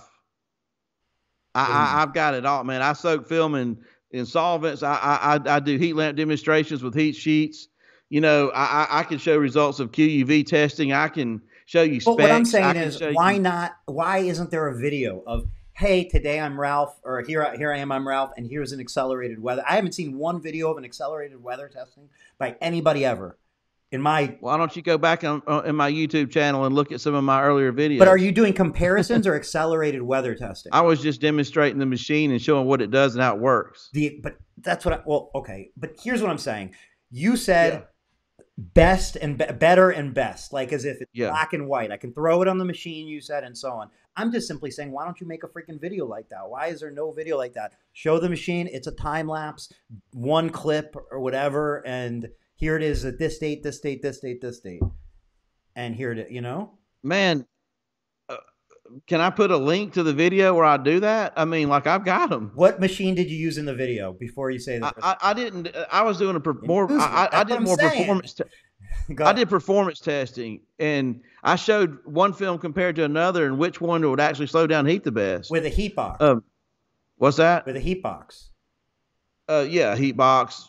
Uh, Okay, but when I'm just look, meters. I don't want. I didn't mean to draw this out, but when you said there was a Yeah. good film and a better film, you said because I could throw them on the accelerated weather test. You didn't say I'd put them in front of a heat box. You said weather testing. I'm just wondering because it was brought up in another video maybe a week or two ago. Somebody questioned in somebody else's video, like, what are these accelerated tests? How do they actually test window film to know durability? As a question, so I thought it brings it up. Is this something that like you have access First to, of all, or like you have to send let it me off? tell you, you're bringing up some good stuff. And I'll tell you where the root problem is. It's education. People don't understand how window films work. The first thing people want to know is, let me see the specs. Well, we've talked about this before. If you have no standard in the industry, then you have no specs. Because if everybody's using different methods to determine how films perform, then you can't use different methods. Come up with numbers and compare numbers to each other. It would be like going up to men. I I get wouldn't it. do this and saying, hey, it'd be like going up to men and saying, my wife's going to kill me for this. Asking them what their penis size is. What do you think they're going to tell you? What standard are they going to use? That's exactly I knew what's that was happening in going to our be your industry. example. Do what now? Nothing. I get what you're saying. That's why the question simply is where are these accelerated weather machines and how do we get access to them? I don't even care. I don't even think. First of all, listen. Yeah. The question is if we had a QUV or a xenon, and you can probably, I can tell you places you can buy them. The question is, what do they test for? They will tell you how fast a film will fade or change colors. That's primarily what they will. They will not conclusively tell you if the adhesive is going to fail or not. They're not designed. You can't speed up the failure of adhesive in an accelerated weatherable test. It just takes exposure and time, mixed in with humidity and solar energy and other solar variables, So you have no measure to test some things and other things you do. So the question about whether film's good or bad or is a very complex topic. It's not something you can just cut and dry. I get you, and that's fair. And if I've got carbon film, yeah, and it won't fade or change colors, then I'm not going to waste my time showing the results of a QUV machine because it's going to prove what I say. Let me make it clear. If you're listening to this, I would never give any shits about the weather. Personally, I'm speaking for myself. Yeah. I would not be thinking right now like, man, I got to test my film and see if it's as good as this film and all that. Because look, if you're going with a reputable company, I think you're making decisions on bigger things than your own personal testing of the film. So I just want to be clear. I went down that rabbit hole because I'm interested. What if you go ahead? What if you were being sold a carbon film or dyed film, and somebody was trying to tell you that it's going to, in my opinion, slow down heat? If that's happening, you're probably not going with one of the major brand providers. And I'm not saying only the biggest one or something. I'm saying there's a group of major film providers, and if I feel like, from my experience, it's pretty safe to go with any of those top tier. Let me now, ask as you you go question. into those next tiers, it gets a little squirrely, I think. Who in our industry, major or minor or anything in between, has offered a window film and said that it doesn't slow down heat? Tell me who those people are. That not slowing down heat, like it doesn't slow down any heat? Yeah, well, like if you take like our window film, it doesn't actually work. No, but I think it's like if you take like Lumar ATC or like Classic or whatever, like it's aimed at privacy and UV protection. It's aimed at style. It's not aimed at heat rejection. And as you move up in the line, heat rejection becomes mentioned. They're not like everything's going to be a master solution for everything. There's tiers. Mm-hmm. I don't see that, I guess. Well, there's some people selling ceramic film, and their claim is that it's going to slow down heat or manage heat, however they phrase it. And it's really not that great. Are these big brands or like small brands? Well, everything. I can show you both examples. I can show you big brands and small brands. Okay. Because my point was, I know it exists on the smaller brand level. You might wonder where your film is. Okay. I'll tell you what. Let's make it less personal. I can give you the analogy that would answer the questions with an off personal method. Okay.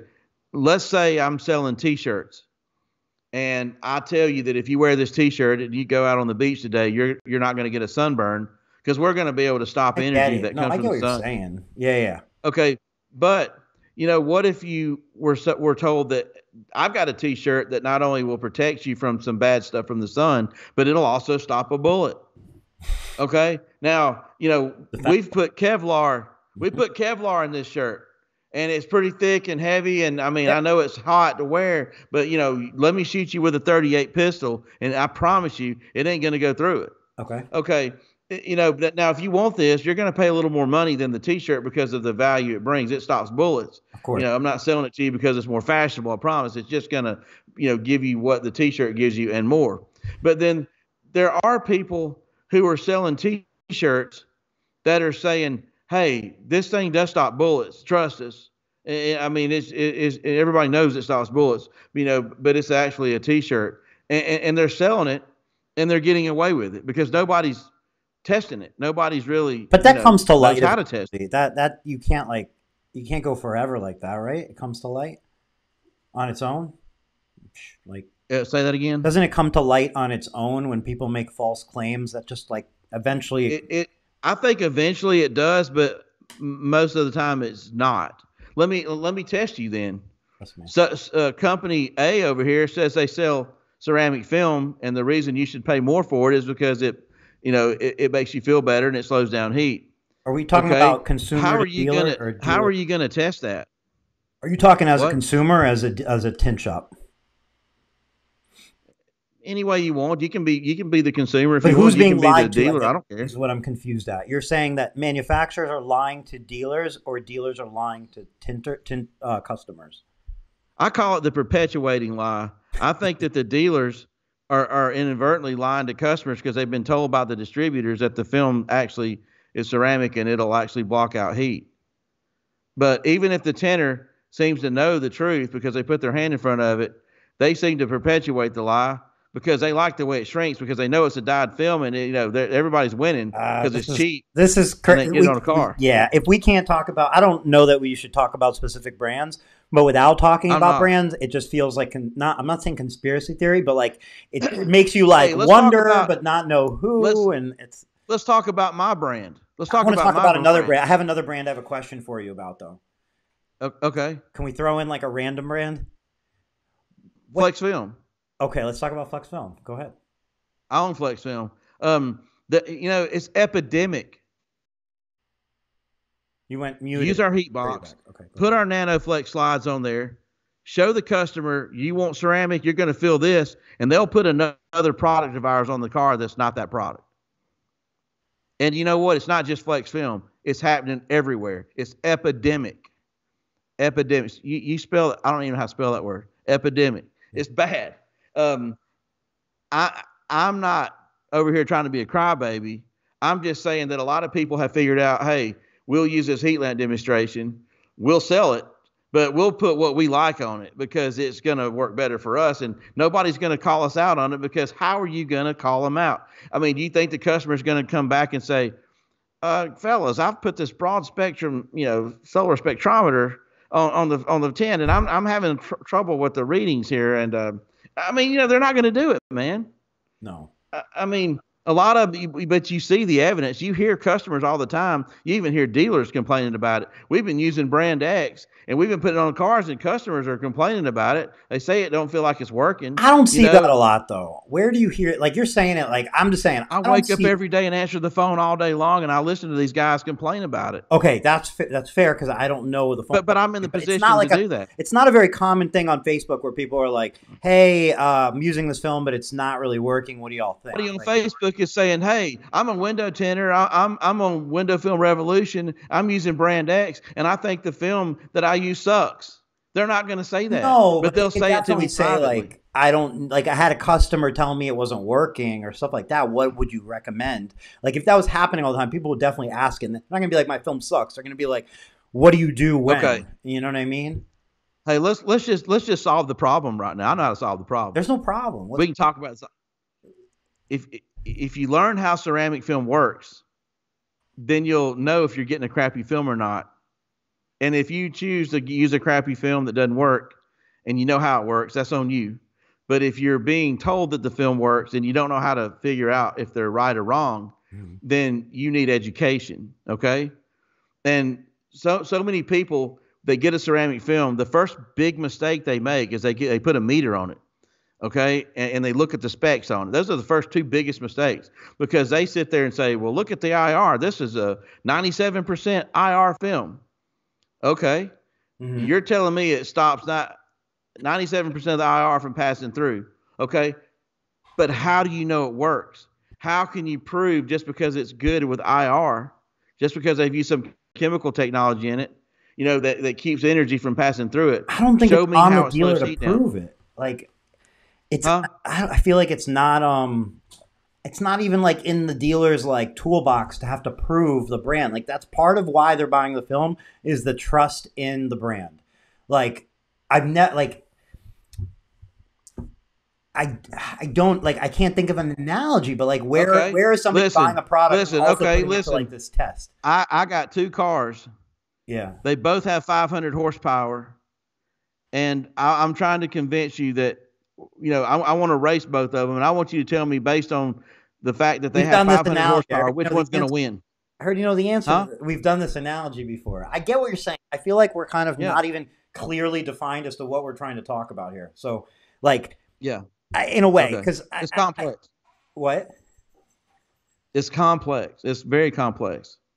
It is. Because look, in summary, what I interpreted from what you said is there are dealers out there that may be buying film that doesn't perform like they're being told it does. And if they understand how to test performance and judge a film correctly, they can make a better decision for what film they want to carry and offer to their customer. Is that about right? Exactly. If they understand how it works, they can make their own business decisions. And that's all you're saying. Have the best product. Is try to inform them how to make a decision so that they can pick their best product, whatever that is. Correct. I can't. I agree with that 1,000,000%. You should know how to test if something's the best, or if tomorrow, if you happen to be bored, call the largest. The biggest tent shop, the one with the most credibility you can find, and ask the owner or whoever's in charge, whoever the guru is over there, ask them, can you explain to me how ceramic film works? If you find one person that can do it, I would like to meet them. Let me kick back at you and say the reason why nobody's going to know, not nobody's going to know the answer, but maybe nobody's going to know the answer as deep down and technical as you do, is because it's not necessarily that important to know down to those very specifics on a consumer level. It's not. I mean, it doesn't. It does. No, you're wrong. Please forgive me, but you're wrong about that. Let me explain it to you like a consumer, okay? And you tell me if I'm out of the park with being a nerd. I could tell you already. Okay. You are. How the ceramic film should work is it should first slow down or stop energy from passing through it. Mm-hmm. Energy. Yeah. Ultraviolet rays, infrared radiation, and UV. Mm-hmm. Ultraviolet radiation, IR, and visible light. Excuse me. Okay. Yep. I'm not going to explain that to the customer. Just energy. Okay. Yeah. So if it can stop energy from passing through it, okay, that's the first phase. The second phase is that energy that it absorbs, it builds up and builds up and builds up, and it turns into heat. Yeah. It's actually heat's a byproduct of energy that's created. It's the number 4th component. Okay. When the heat builds up, it has to go somewhere. Yeah. Okay. If you can force heat is energy. Heat needs a conductive medium to travel through. When would this explanation be? Like, we're talking about to a customer? You would say this? Well, because here's the thing. Let me throw out an answer to you. I keep looking at you. If you're a customer, I'm gonna Ralph, do like this and say, okay. Ralph, if you're a customer of mine and you say, Eric, how does ceramic window film work? Okay, I'm going to say ceramic window film works by absorbing the heat so it doesn't pass through your glass. There's 2 types of film really in general. You're either reflecting the heat or you're absorbing it. Ceramic absorbs it, metallized reflects it, and we're done. Give me another chance. Give me another chance. That's it. I don't need to know down to the particles and the nanometers and it doesn't. It's, okay, yeah. You're right. Give me another chance here. All right. I'm going to tell the customer, I'm going to show them a heat lamp demonstration of dyed film or carbon. They're going to put their hand in front of it, and they're going to see that it's not working. And I'm going to say, well, I've got one that'll actually slow down the heat. Okay, put your hand in front of it. And they're going to physically react. Oh, crap. Oh, yeah. Okay, sure. Let me tell you how that one works. It's got a non-conductive layer in it they call ceramic that slows the heat down. Second you said non-conductive layer, you zap it. Most people. It's got a layer of material in it that's non-conductive and doesn't let heat travel through it and slows it down. This one doesn't have that layer in it. It doesn't put the brakes on the heat. It stops all the bad stuff, but it doesn't have a way to slow it down when it turns into heat, and that's why this one feels the way it does. Which one would you like on your car? That's about what I can say to most tint shop owners are going to say something similar, I bet. If we called and said, how does your ceramic work? They're going to say it has a layer. Go ahead. But they're selling a ceramic film, and when you put your hand, they don't use the heat box demonstration because if you put your hand in front of it, it wouldn't work. Well, I don't know about that. I mean, you don't think a lot of people don't use heat box demonstrations? They use very low grade ceramics out there. If they, I mean, there's a lot of that going on. That's all I'm saying. Okay, fair. I don't have any way to gauge, but I believe you. I guess the message there is if you're using a film that you question if it works, you want to look into it because Here's what we've noticed here's what we've noticed in the industry. Let's go back to that T-shirt example. If we started putting stuff in this T-shirt to make it really work and stop a bullet, we notice that it becomes less marketable. People don't like the way the bulletproof vest looks. They don't like the way it feels. They think it's too hot to wear. So what they really want, it's not practical, but it's what they want. They want a T-shirt that stops bullets. It just hasn't been invented yet. Yeah. It's just that some people try to build a film that gives them what they want, but they take away what made it work to start satisfying them, but they kind of keep the marketing and the name in place. Mm-hmm. Just like in my T-shirt example, it's like, why don't we just take out that Kevlar? Why don't we just get it to where it'll stop a pellet gun or something, and let's still call it a bulletproof vest, and let's just not go into detail about what types of bullets it'll stop or won't stop, and let's just put it out there and see if people will pay us for the same price for it. And let's see if it'll become more marketable because it'll feel lighter and feel better. That's a losing race what's for happening. sure. That's a losing rate. That's a losing way to do business for sure. That's not going to work long term. That's right. It won't work. I mean, no company is going to have a long term growth if that's what they're doing. At some point, it doesn't work anymore, right? I would agree with you. My dad always taught me you can't build a business on a lie. So I agree with that. It doesn't work. Somehow, some way, somewhere it'll backfire on you, and I think it will. But listen, I'm not sitting here trying to point things out about bad people or trying to make myself look better.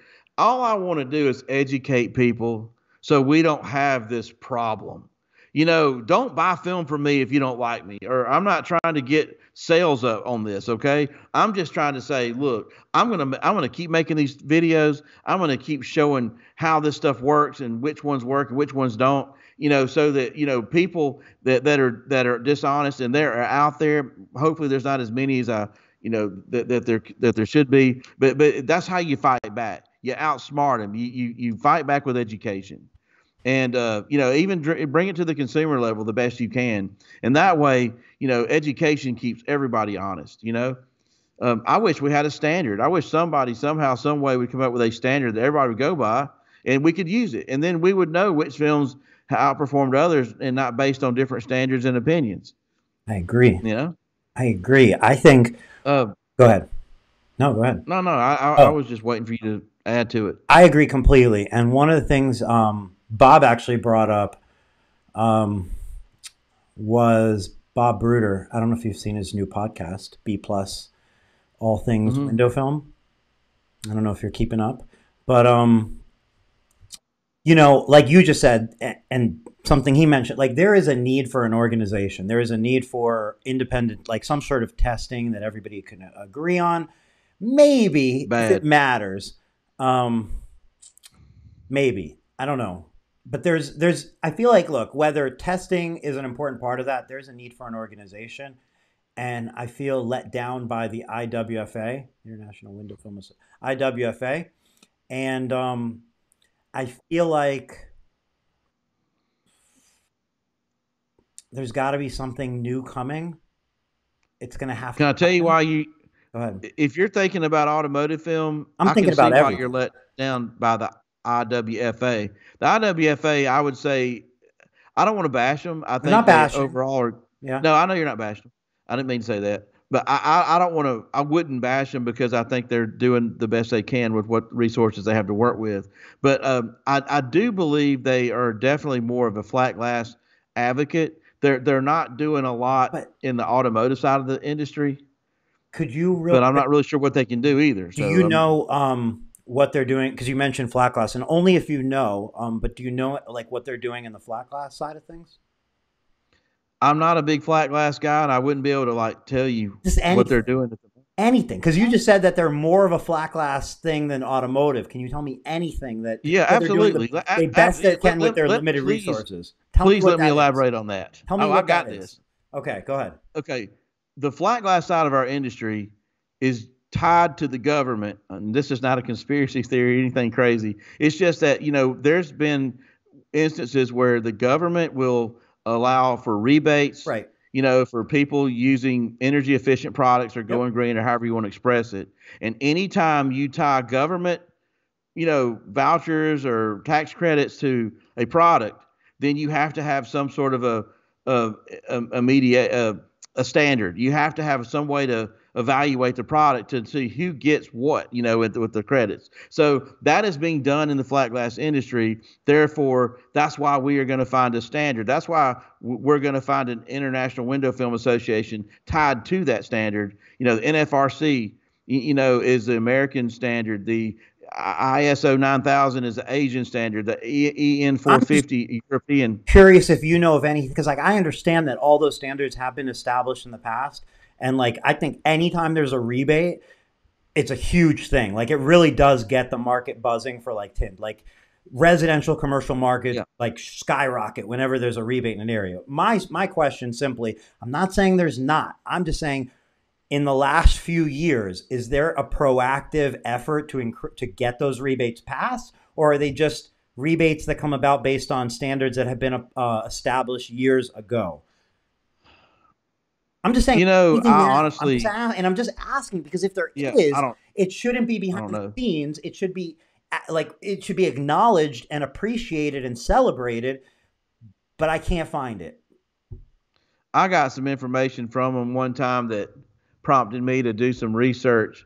I think this was before Flexfilm, and I think I wound up buying some Anita Tech, some dual reflective technology they had, and I actually was able to sell the job to a homeowner, who was able to fill out some paperwork that I provided that I was able to get offline, that they were able to get a rebate, based on everything I had done and information I got from Anita Tech. And I think Anita Tech gave me more information than anybody, but I was putting deals like that together before I started Flex Film. And since then I haven't done any personal, jobs like that, and I haven't, I'm just saying that been out into the, look, I think where we started with this was just that there's a need for some sort of organization, some sort of, something. And I just yeah. simply saying that, like, it doesn't feel like we have one. And I bring it up because hopefully come next year, the year after, somehow things can come together and maybe we can have something that's truly, involves everyone in the industry, involves everybody who wants to be involved, isn't necessarily top layer down, and more of kind of a Mm-hmm. level playing field to where anybody who wants to contribute and do something, there's some organization, and everybody can be a part of it. Mm. I think it's a necessity.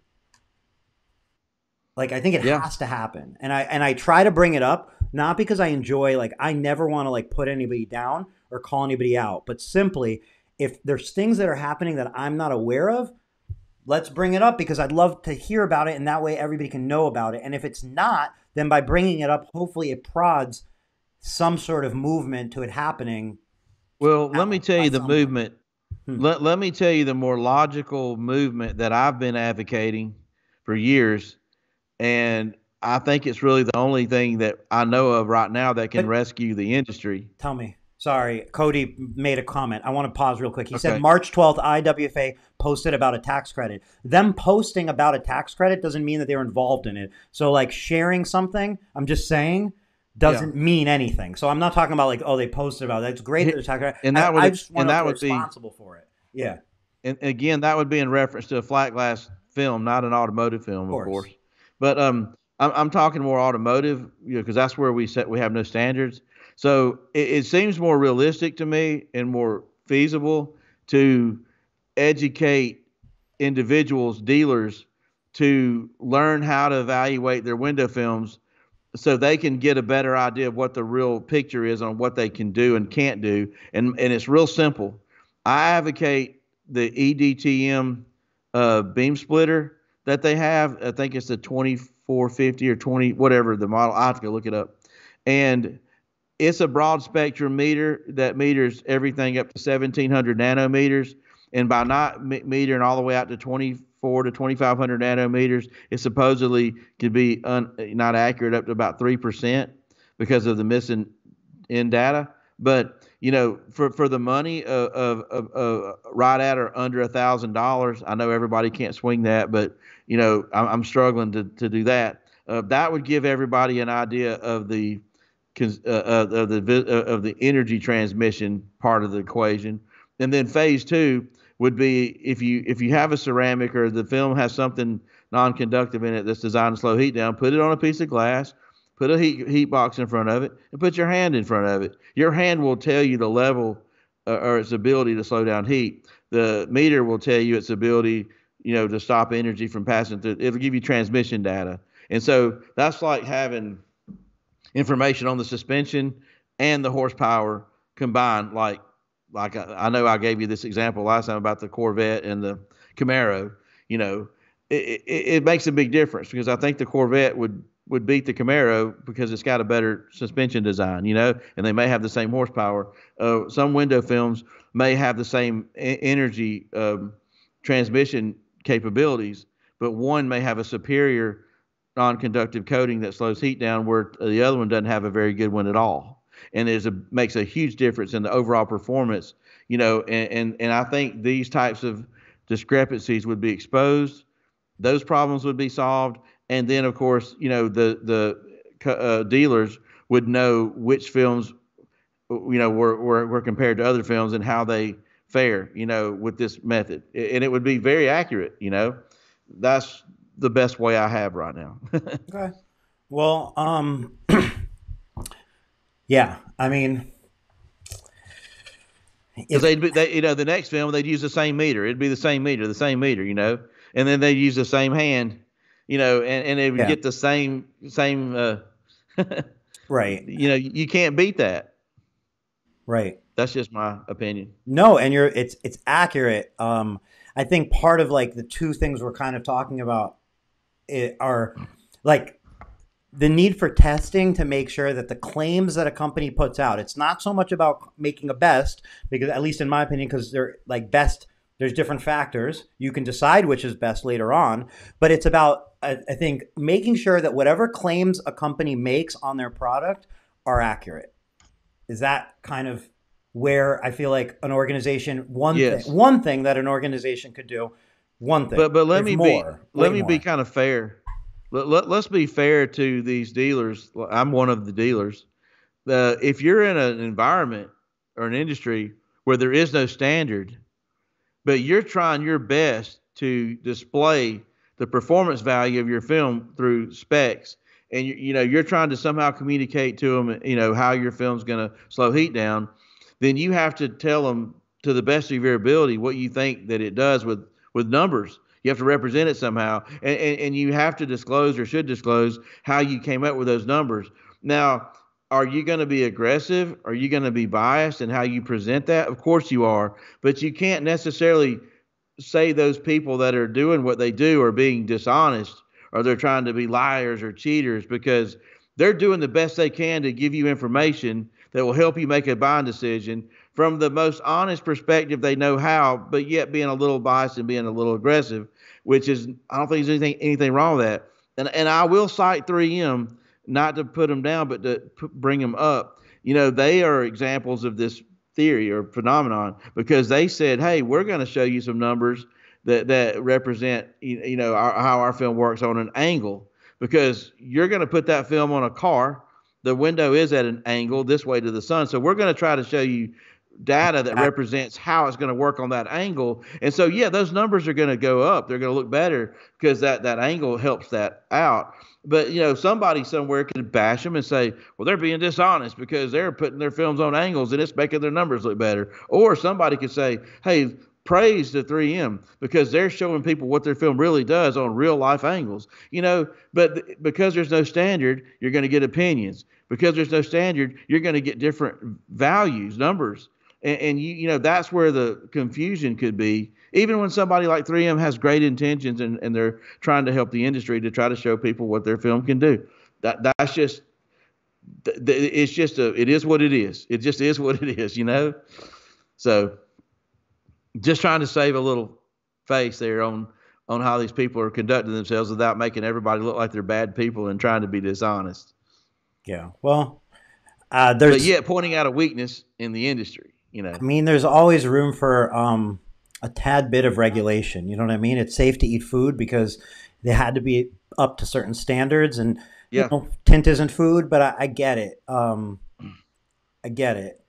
And I think just beyond testing, there's a need, like beyond even just the testing, there's just a need for some sort of like, look, if we talk about what's going on with this like GoFundMe and drive for Donnie Dixon, I just want to point out, like, if we talk about that, you know, that was Hmm. brought up and highlighted by Sun Solutions, then amplified by Dean Mitchell, then amplified further in Window Film Revolution, then amplified through Carlos and the Tinter battle and so on. So what I'm simply saying is, like, it went like that. And what I'm missing from that is, I'm not trying to put anybody down, but I'm simply saying, you know, Window Film Magazine jumped in and they amplified that voice. And there's different companies trying to amplify it and jumping in. Lumar just came in with a giveaway and so on.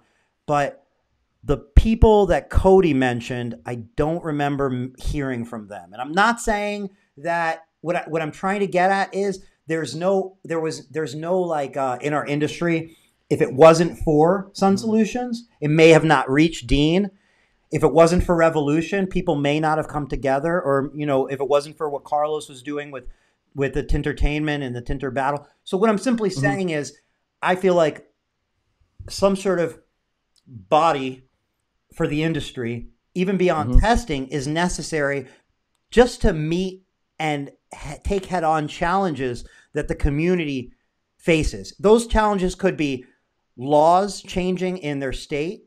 Those laws might go for the worse, or they could have been lobbied to go for the better proactively. Like you said, standards in testing, there's consumer awareness. There's a lot changing in this industry and moving quickly.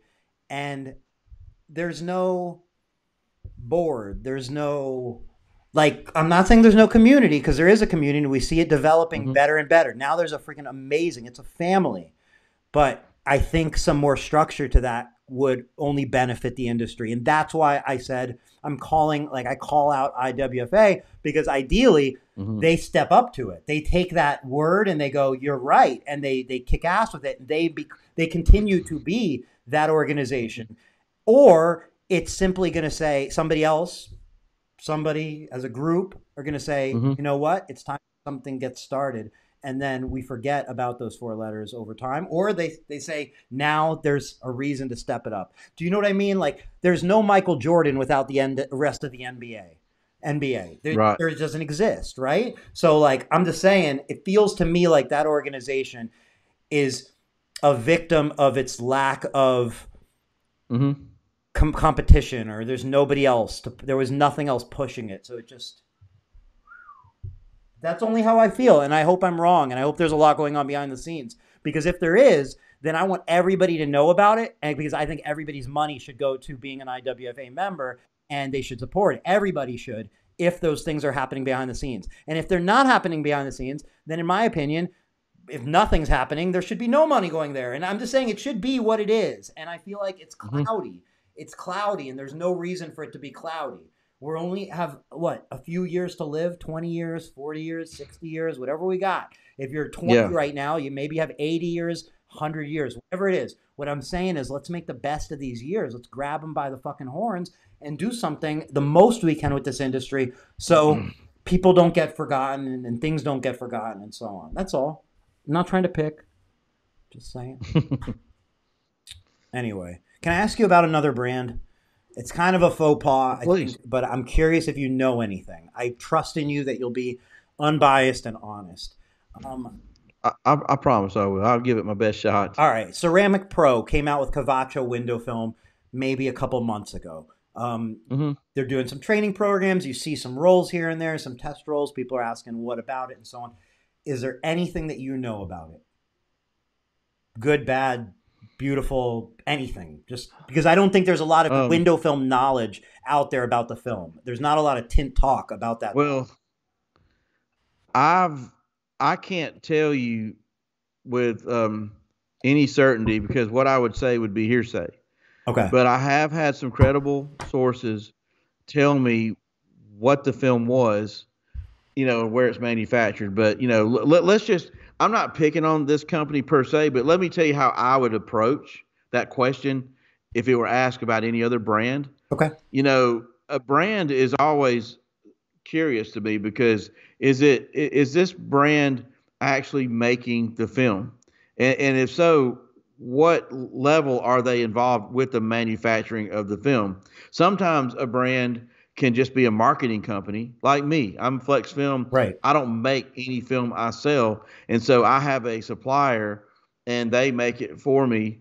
And I take possession of it, and I take it out of the white box, they send Box it to it, me you in, and market it, you put it in my support box. it, you do Okay. everything. Everything. I'm very Go yeah, ahead. I'm very confident that the brand that you've brought attention to me doesn't make film. I know all the places that make it, and I haven't heard of them I would yet. not imagine So, to. I wouldn't even want them to if okay, they were this brand new into it to make. yeah. You don't even So, want so, them to so make we film. know Yeah. we know they're like me. They have found a source to do business with to make them this product. So, if I were to like have them online right now and I were to get them to answer questions for me, is your product a dyed film or is it a carbon No, there's film? no dye. You It's know, carbon and a ceramic. okay, so if it's carbon, There's only it's two: not native to carbon, the United States. ceramic. Yeah. Go ahead. Okay, if it's carbon, it's not native to the United States. It's going to be likely from China or Korea or possibly Japan. So I would start asking them other questions about the carbon, and the adhesive technology, and I would be able to eventually even look at it, look at the level of low angle haze. I would even test the performance of it. I mean, I could even go on about more questions, and I No. would figure out where it came from. So I mean, essentially, you haven't had experience with the film, and we could probably guess No, I that. haven't. I've had no experience with it. Got it. So then beyond that, it's still a mystery, and maybe we'll talk to somebody from Ceramic Pro. Not a mystery. It is what it is. It's a carbon film, an IR film, Well, and they're a great marketing company in general. That's not a bash. uh, They're an incredible marketing there company. is So there is another exception I think I might want to mention. There is some graphite, or it's also another form of carbon. Carbon they refer to it as graphite usually.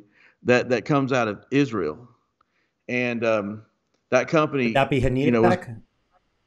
yes, it was bought out by Avery Dennison. Right. So they're if they're saying it's carbon, that's another investigation I would make. So I know all the Korean sources. I know some of the Chinese sources, and I know most of the Japanese sources. So it would be really easy. It's a small world. It would be really easy for me to figure out what it was if I were presented the product and knew some information about it. If I couldn't figure it out, I got people that would figure it out for me. It'd be real easy. Uh, Um, so real quick, we're not in any rush, but I do want to I think we should look at the donations real quick. Um, oh yeah. just real quick, there's feels like there's 4 donations, unless my screen is wrong, but I think it's accurate. I'm going to close it out and reopen it one more time. That there were 4 donations through this Tint Wisdom so far, and one was for $25 from Matt Goldman, one was from Robbie for 20, and then Extreme Shades for 100 and Vinny for 60. So right now, Extreme Shades and Vinny for $100 for Extreme Shades and Vinny for the 60 are going to win. They're going to win the Dash Out, and they're going to win 2 Tint Wiz large microfibers. Now the other Do, two do people, each one do right? each one get does each one get the same prize? Yeah, so Are Extreme they Shades and Vinny are okay? both going to, as of now, they'd get a dash protector from Okay. dashprotector.com, and then they would get 2 microfibers from Tint Wiz.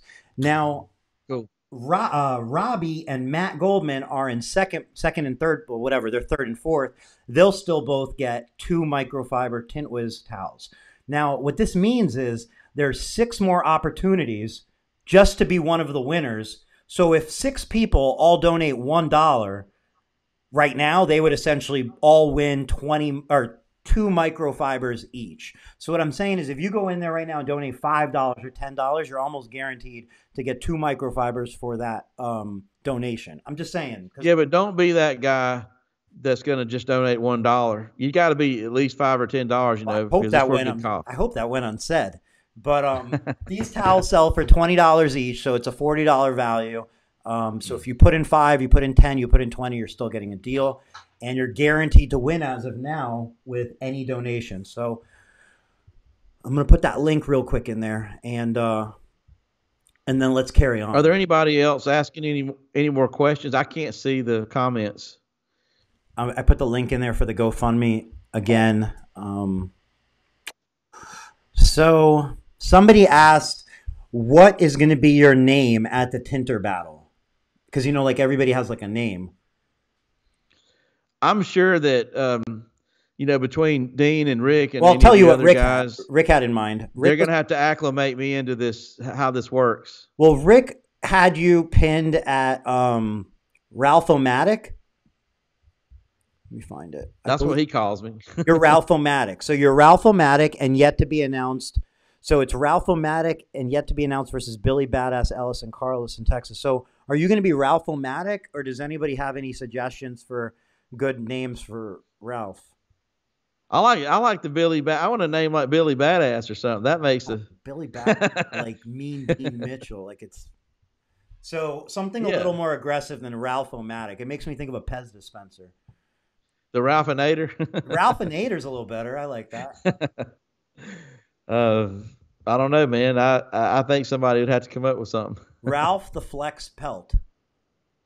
I like how he integrated the flex in there and flex. Yeah. I think flex definitely needs to be in there. And you were a wrestler, maybe so. weren't you?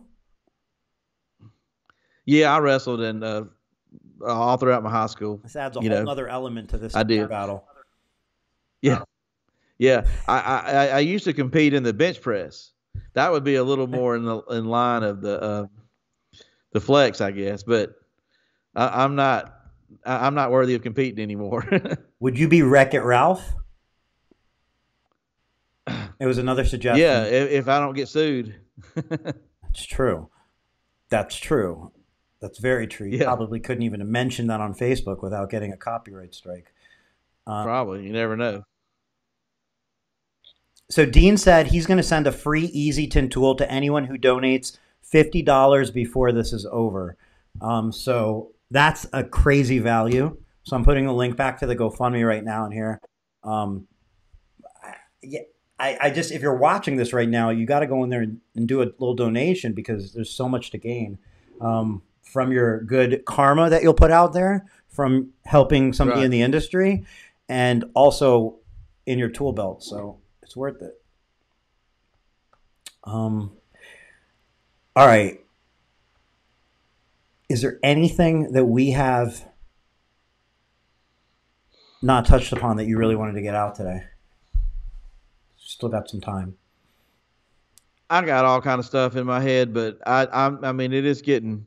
I don't know where are we at, 2.5 hours, but I would like to ask if there's anybody out there that's got any cool questions. They want to know something specific that I can help them with. I'd love to hear from them. Something cool. Something interesting. Okay, so it's Ask Me Flex It Ralph edition. Yeah. Yeah, I really you keep freezing up. I don't know if that represents your signal or you're good. Everything's coming out good. Okay. Yeah, we're good. I kind of have a semi panic because our weather here is pretty bad, but I think it's going to be fine. Cody Becker, what about transitional films? I really am enthusiastic about that technology, and I've been watching it for years, And up until I think Coolview maybe has brought one to the table. Prior to that, I haven't seen anything that's lasted over 6 months, and have been very skeptical as a business owner that might distribute something like that to get involved, because I don't want to sell something that works and that doesn't work. Now, I'm not implying that their product doesn't work or is going to not work. I don't know what they're selling, and I don't know really anything about it. But if they have found how to sell transitional film, and they have found something that's going to continue to be transitional, and respond to UV, and it's going to keep going light and dark, and it's going to last for longer than 6 months, then more power to them. I've always told myself if I could find that, I would definitely pursue it. But I haven't seen it, and if they found it and I didn't, then they beat me to it. I mean, yeah, I think like again, and I don't know, like it's not a film I've worked with. I have no extra knowledge that's not everybody's common knowledge, but like I think that as long as what they're offering does what it says it does, whatever that is, Mm-hmm. it's a beautiful, Mm-hmm. great thing for our industry. Because, and let me give you an example. If hypothetically, again, I'm just making this up, if we're saying Mm-hmm. this film transitions for 1 year, any film, and only one Mm-hmm. year, I think the knee jerk reaction is it doesn't last forever. But what I'm simply saying is I think the better reaction is this is the start of a new technology that's probably going to continue to get better and better. Company has to put it out there for it to get better and better. Even more than that, if another company goes to compete with them, that's going to probably drive the innovation of the film faster and further as well. And what types of customers and selling opportunities does a film that not last forever present themselves as opportunities to a company versus, Mm-hmm. oh, it's not going to be as good or it's not going to be the same sales pitch as something else. So I just think like it's always important to look at it through the lens of like, things are never like the first Tesla is not like the current Tesla. The first Flex film is not like the current Flex film, but there had to be a first for there to be a current. So you can choose, do you want to support the first and the second Mm-hmm. and the third? Or do you want to, like when a seed pops up, do you want to see if it grows into an apple tree or do you want to talk shit about it and step on it? And I'm not talking about anybody or Yeah. anything, but I'm simply just like that should be the lens you look at new things, not what can I point out wrong, but what could come from this. And I think like windshield protection is another example. There's a lot of challenges with exterior windshield protection on automotive. It's not going to Mm-hmm. last forever. It's definitely not going to last forever. It's not meant to last forever. But It's got you're seeing competitors glue come up with challenges new and innovation. hard coat challenges. Right. But what you're seeing is company comes out with it. Then another company comes out with another version and better marketing, so on. Now another company comes out with an easier to install one that doesn't require shrinking. And it's going to push that game and they're going to last longer and be easier to apply. But if the first one didn't get the support, I doubt there'd be a second one or a third version or in anything. Yeah, I mean, I've been looking at front windshield films, and there's a lot of business decisions you'd have to make about them.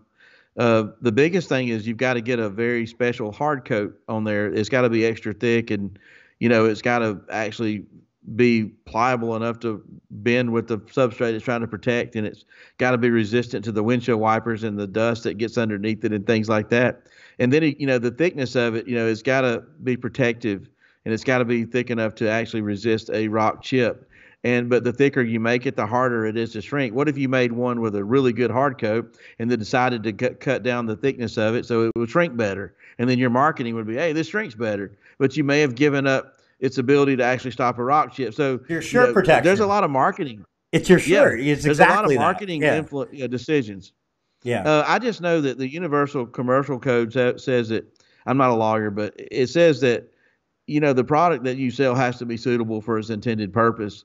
And I think that, if falls short of that, it has to be properly disclosed, like in the case of transitional film, or, hey, this film is going to do what we say it's going to do, but we only say it's going to last 6 months or 1 year or 5 years or whatever. And if it's spelled out right, I'm not a lawyer. There are definitely ways to present it to the public and sell it, and fall under the guidelines of the code that would keep you from out of trouble if you sold some crappy tint. You know, but hey, listen, I don't think the film Cool View is selling. I have no reason to believe it's crappy tint. I just was using that as an example. No, Not their film, just transitional I film get in it. general. I get it. And I just gotta be careful. I don't want to be insensitive to people that are trying to support their families with a product. So with a confusing example. for sure. And a lot of times, like, they're hypotheticals, and they're it's a Yeah, conversation, and people should take it like that. And they're really only opinions, and they're opinions sometimes that are just even things that are just thought up in the moment. And we're just doing our best to convey sure. convey opinions, ask questions, learn from each other, and so on. Sometimes we'll be right, sometimes we'll be wrong. That's okay. And that little disclaimer hopefully gets us out of any bad feelings from anybody ever. I'll bring that up. Robbie asked, Right. why have the big companies never strive to bring what you have, Ralph? I think they do strive. I'm just going to interrupt the question. Seems as long as they have been around, they would have already been where someone like you have done in. As long as I've known Flex, 7 years. Then he said, Expel came up quick and just slam dunked the rest. Or are these companies just waiting and learning and letting you all do the discovery, then come in and blow it away? So do you feel like there's a lack of effort as an overall from like companies and innovation, or is it just normal? Some people shine at different times in their paths, and there's I always going to be different people doing things. I don't think this is about our particular industry or any particular people. I think if you're just a human and you start a business and you figure out a different angle, or you create a better mousetrap, or you put the test, you do the field testing and you get positive results and you prosper from the decisions that you made, there will be somebody out there that will rip you off. Quick. That is why my heat box has been copied by several different companies. That is why, Lexan copied my website, Word for copied and pasted word. it, and we called them, What'd they huh? say? Word for word. Hey, I saw I a mean, post about it. no, no, it wasn't. They didn't. They were not only inspired by my website, they copied and pasted it and made it theirs, and we asked them to take it down, and they did. Um, I'm just saying that, I've been inspired by other people too. I'm not going to point the finger at somebody else and make me out like I'm not perfect. I mean, yeah, I'll go look at 3M's website. I'll look at Johnson's window film. I don't discriminate. I look at them all. If there's something they're doing that's working well, I might be inspired by it, and I might be influenced by it as well. So Sure. we all are doing it. We're all doing it. Right. But I have come up with some pretty cool stuff, and I think you there's a will lot see of people innovation. follow suit. There's a lot of innovation from the companies. I think, in my opinion, I wouldn't agree with like, how come they're never striving to bring what you have. I think everybody's to a degree striving, and I think a lot of times people are winning in different areas that just might not be as public. Look at Rodney McClure. Rodney McClure is taking tools that have already been invented, and he's seeing weaknesses in the tools. He saw some weaknesses in the angle in the Blue Max. Now it's cut, and he changed that angle and made it a better tool to do some of the things that we do. He's added some things to the bulldozer that make it a better tool.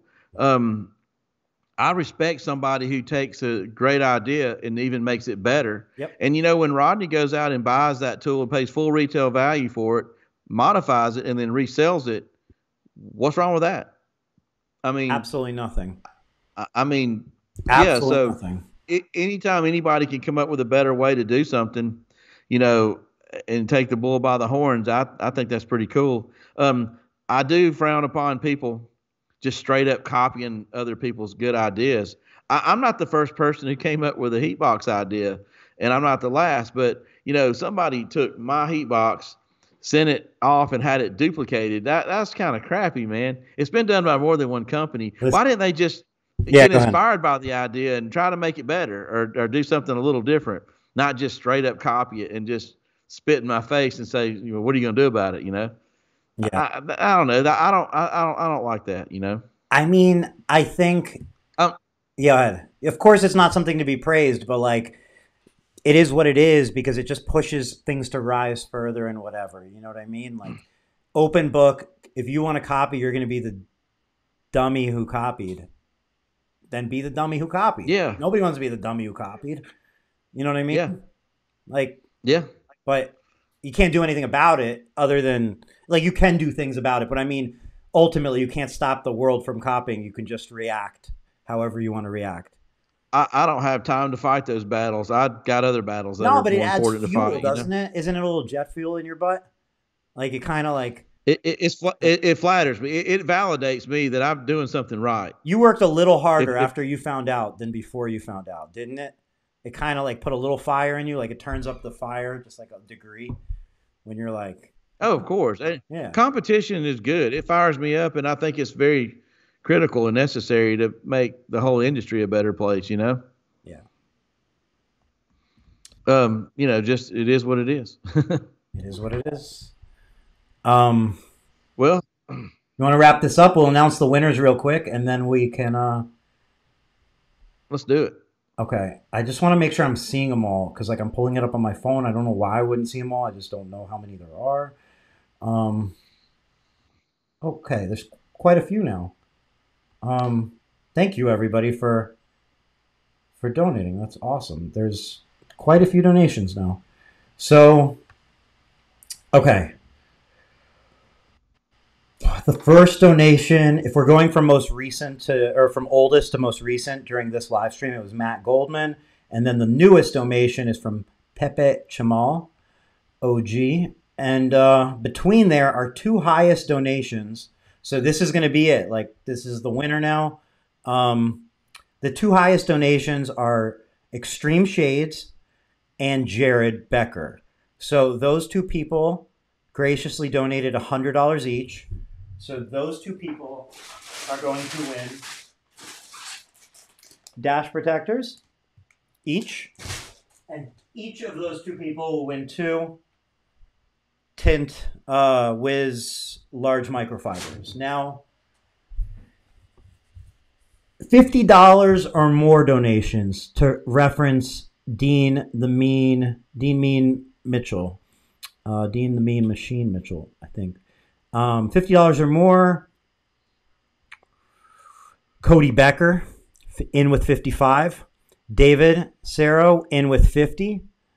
And then Jonathan Driggers in with 50. And then Vinny Bienvenu was in with 60, but before Dean said it, Dean, I don't know if that changes things. So I'll share this screenshot with you, Dean, so you'll see everybody, so nobody will get left behind. But again, the winners are going to be Extreme Shade and Jared Becker for the dash towel and the two towels, and then everybody else who donated, we'll just send two Tint Wiz towels too. So if you donated anything, you're going to win two Tint Wiz towels. If you were one of the top two, you're winning the dash towels as well. And then Dean said who was first after he said it. Fuck if I know. I don't know exactly what time you said it, but we can figure it out. So we can go backwards and figure it out who was first. It was either Jonathan or Cody, I think. So that's it. Thank you, everybody, for donating. Everybody in here. This is a little tricky because if we can match your name with you on Facebook, we can reach out. If not, just reach out to me. And but I think everybody on here, we can figure out who's who. So thank you. And thank you, Dean, for throwing in the easy tool. And I believe that alone is at least $50 or somewhere in there. So that's freaking awesome. And Ralph, this was fun. Thank you for catching up. I hope we can catch up again very soon. And congratulations on your success, man. I'm sure it's not gonna. This is just the beginning. This is just like, I hope so. You never know. Anything can happen.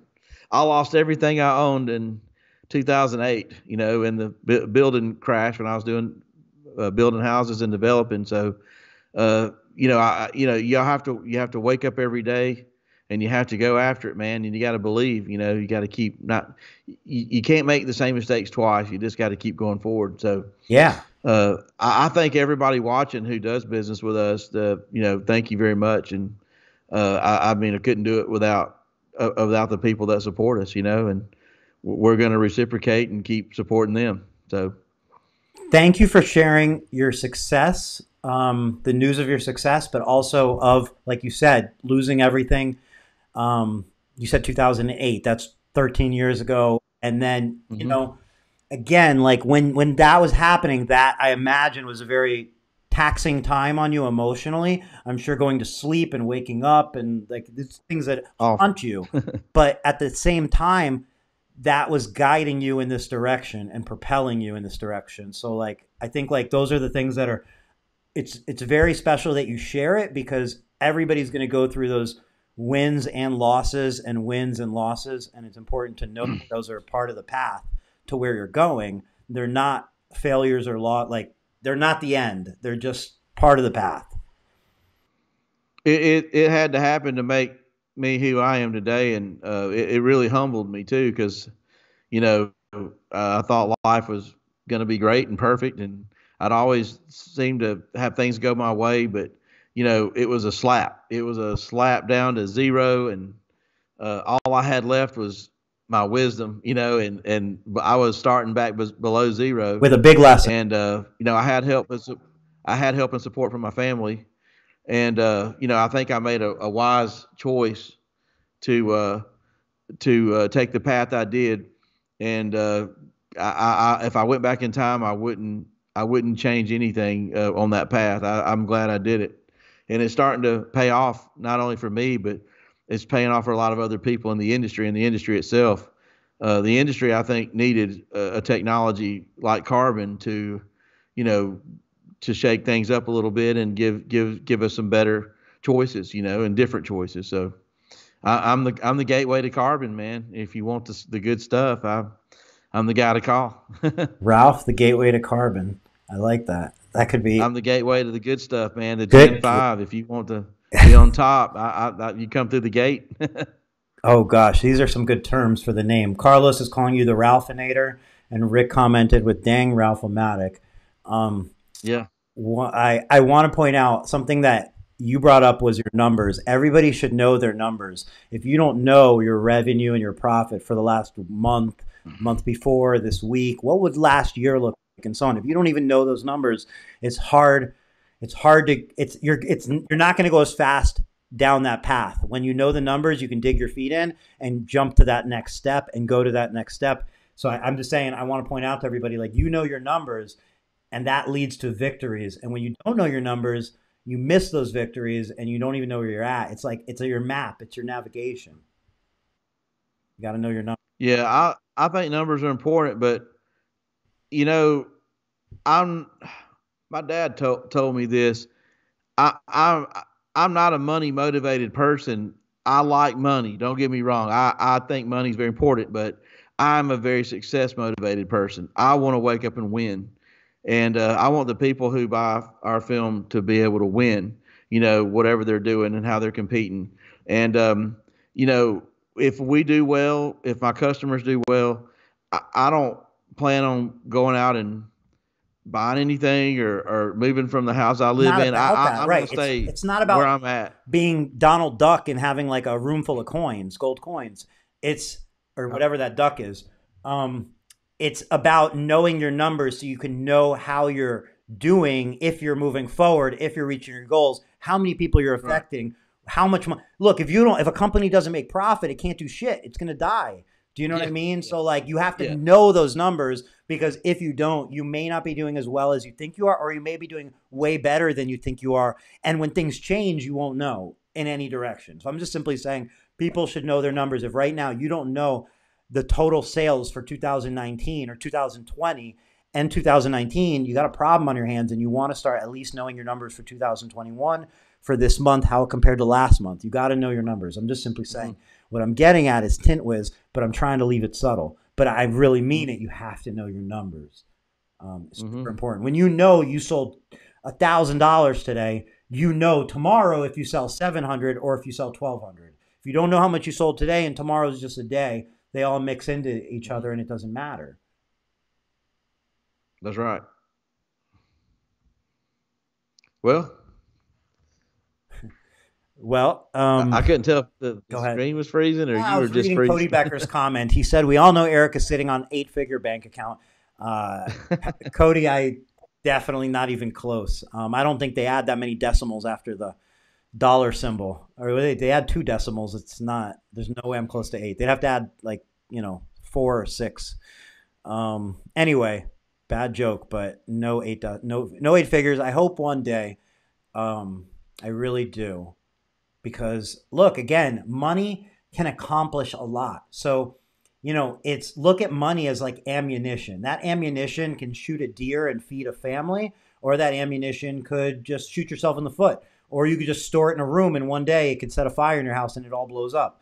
So like the point is, it's not about money. Money doesn't have a personality, but having money enables you to, or it's one tool you have to affect change. So I really do hope I have a lot of money, because I have a lot of shit I want to do that I think would be fun and affect Yeah. change. And you can, the same for you.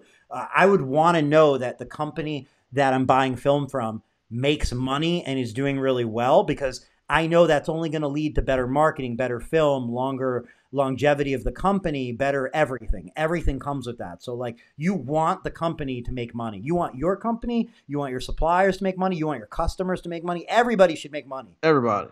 That's a Just good like thing for Oprah, everybody. everybody needs to win. Everybody needs Everybody to gets a win. free car. Everybody needs a free car. All right.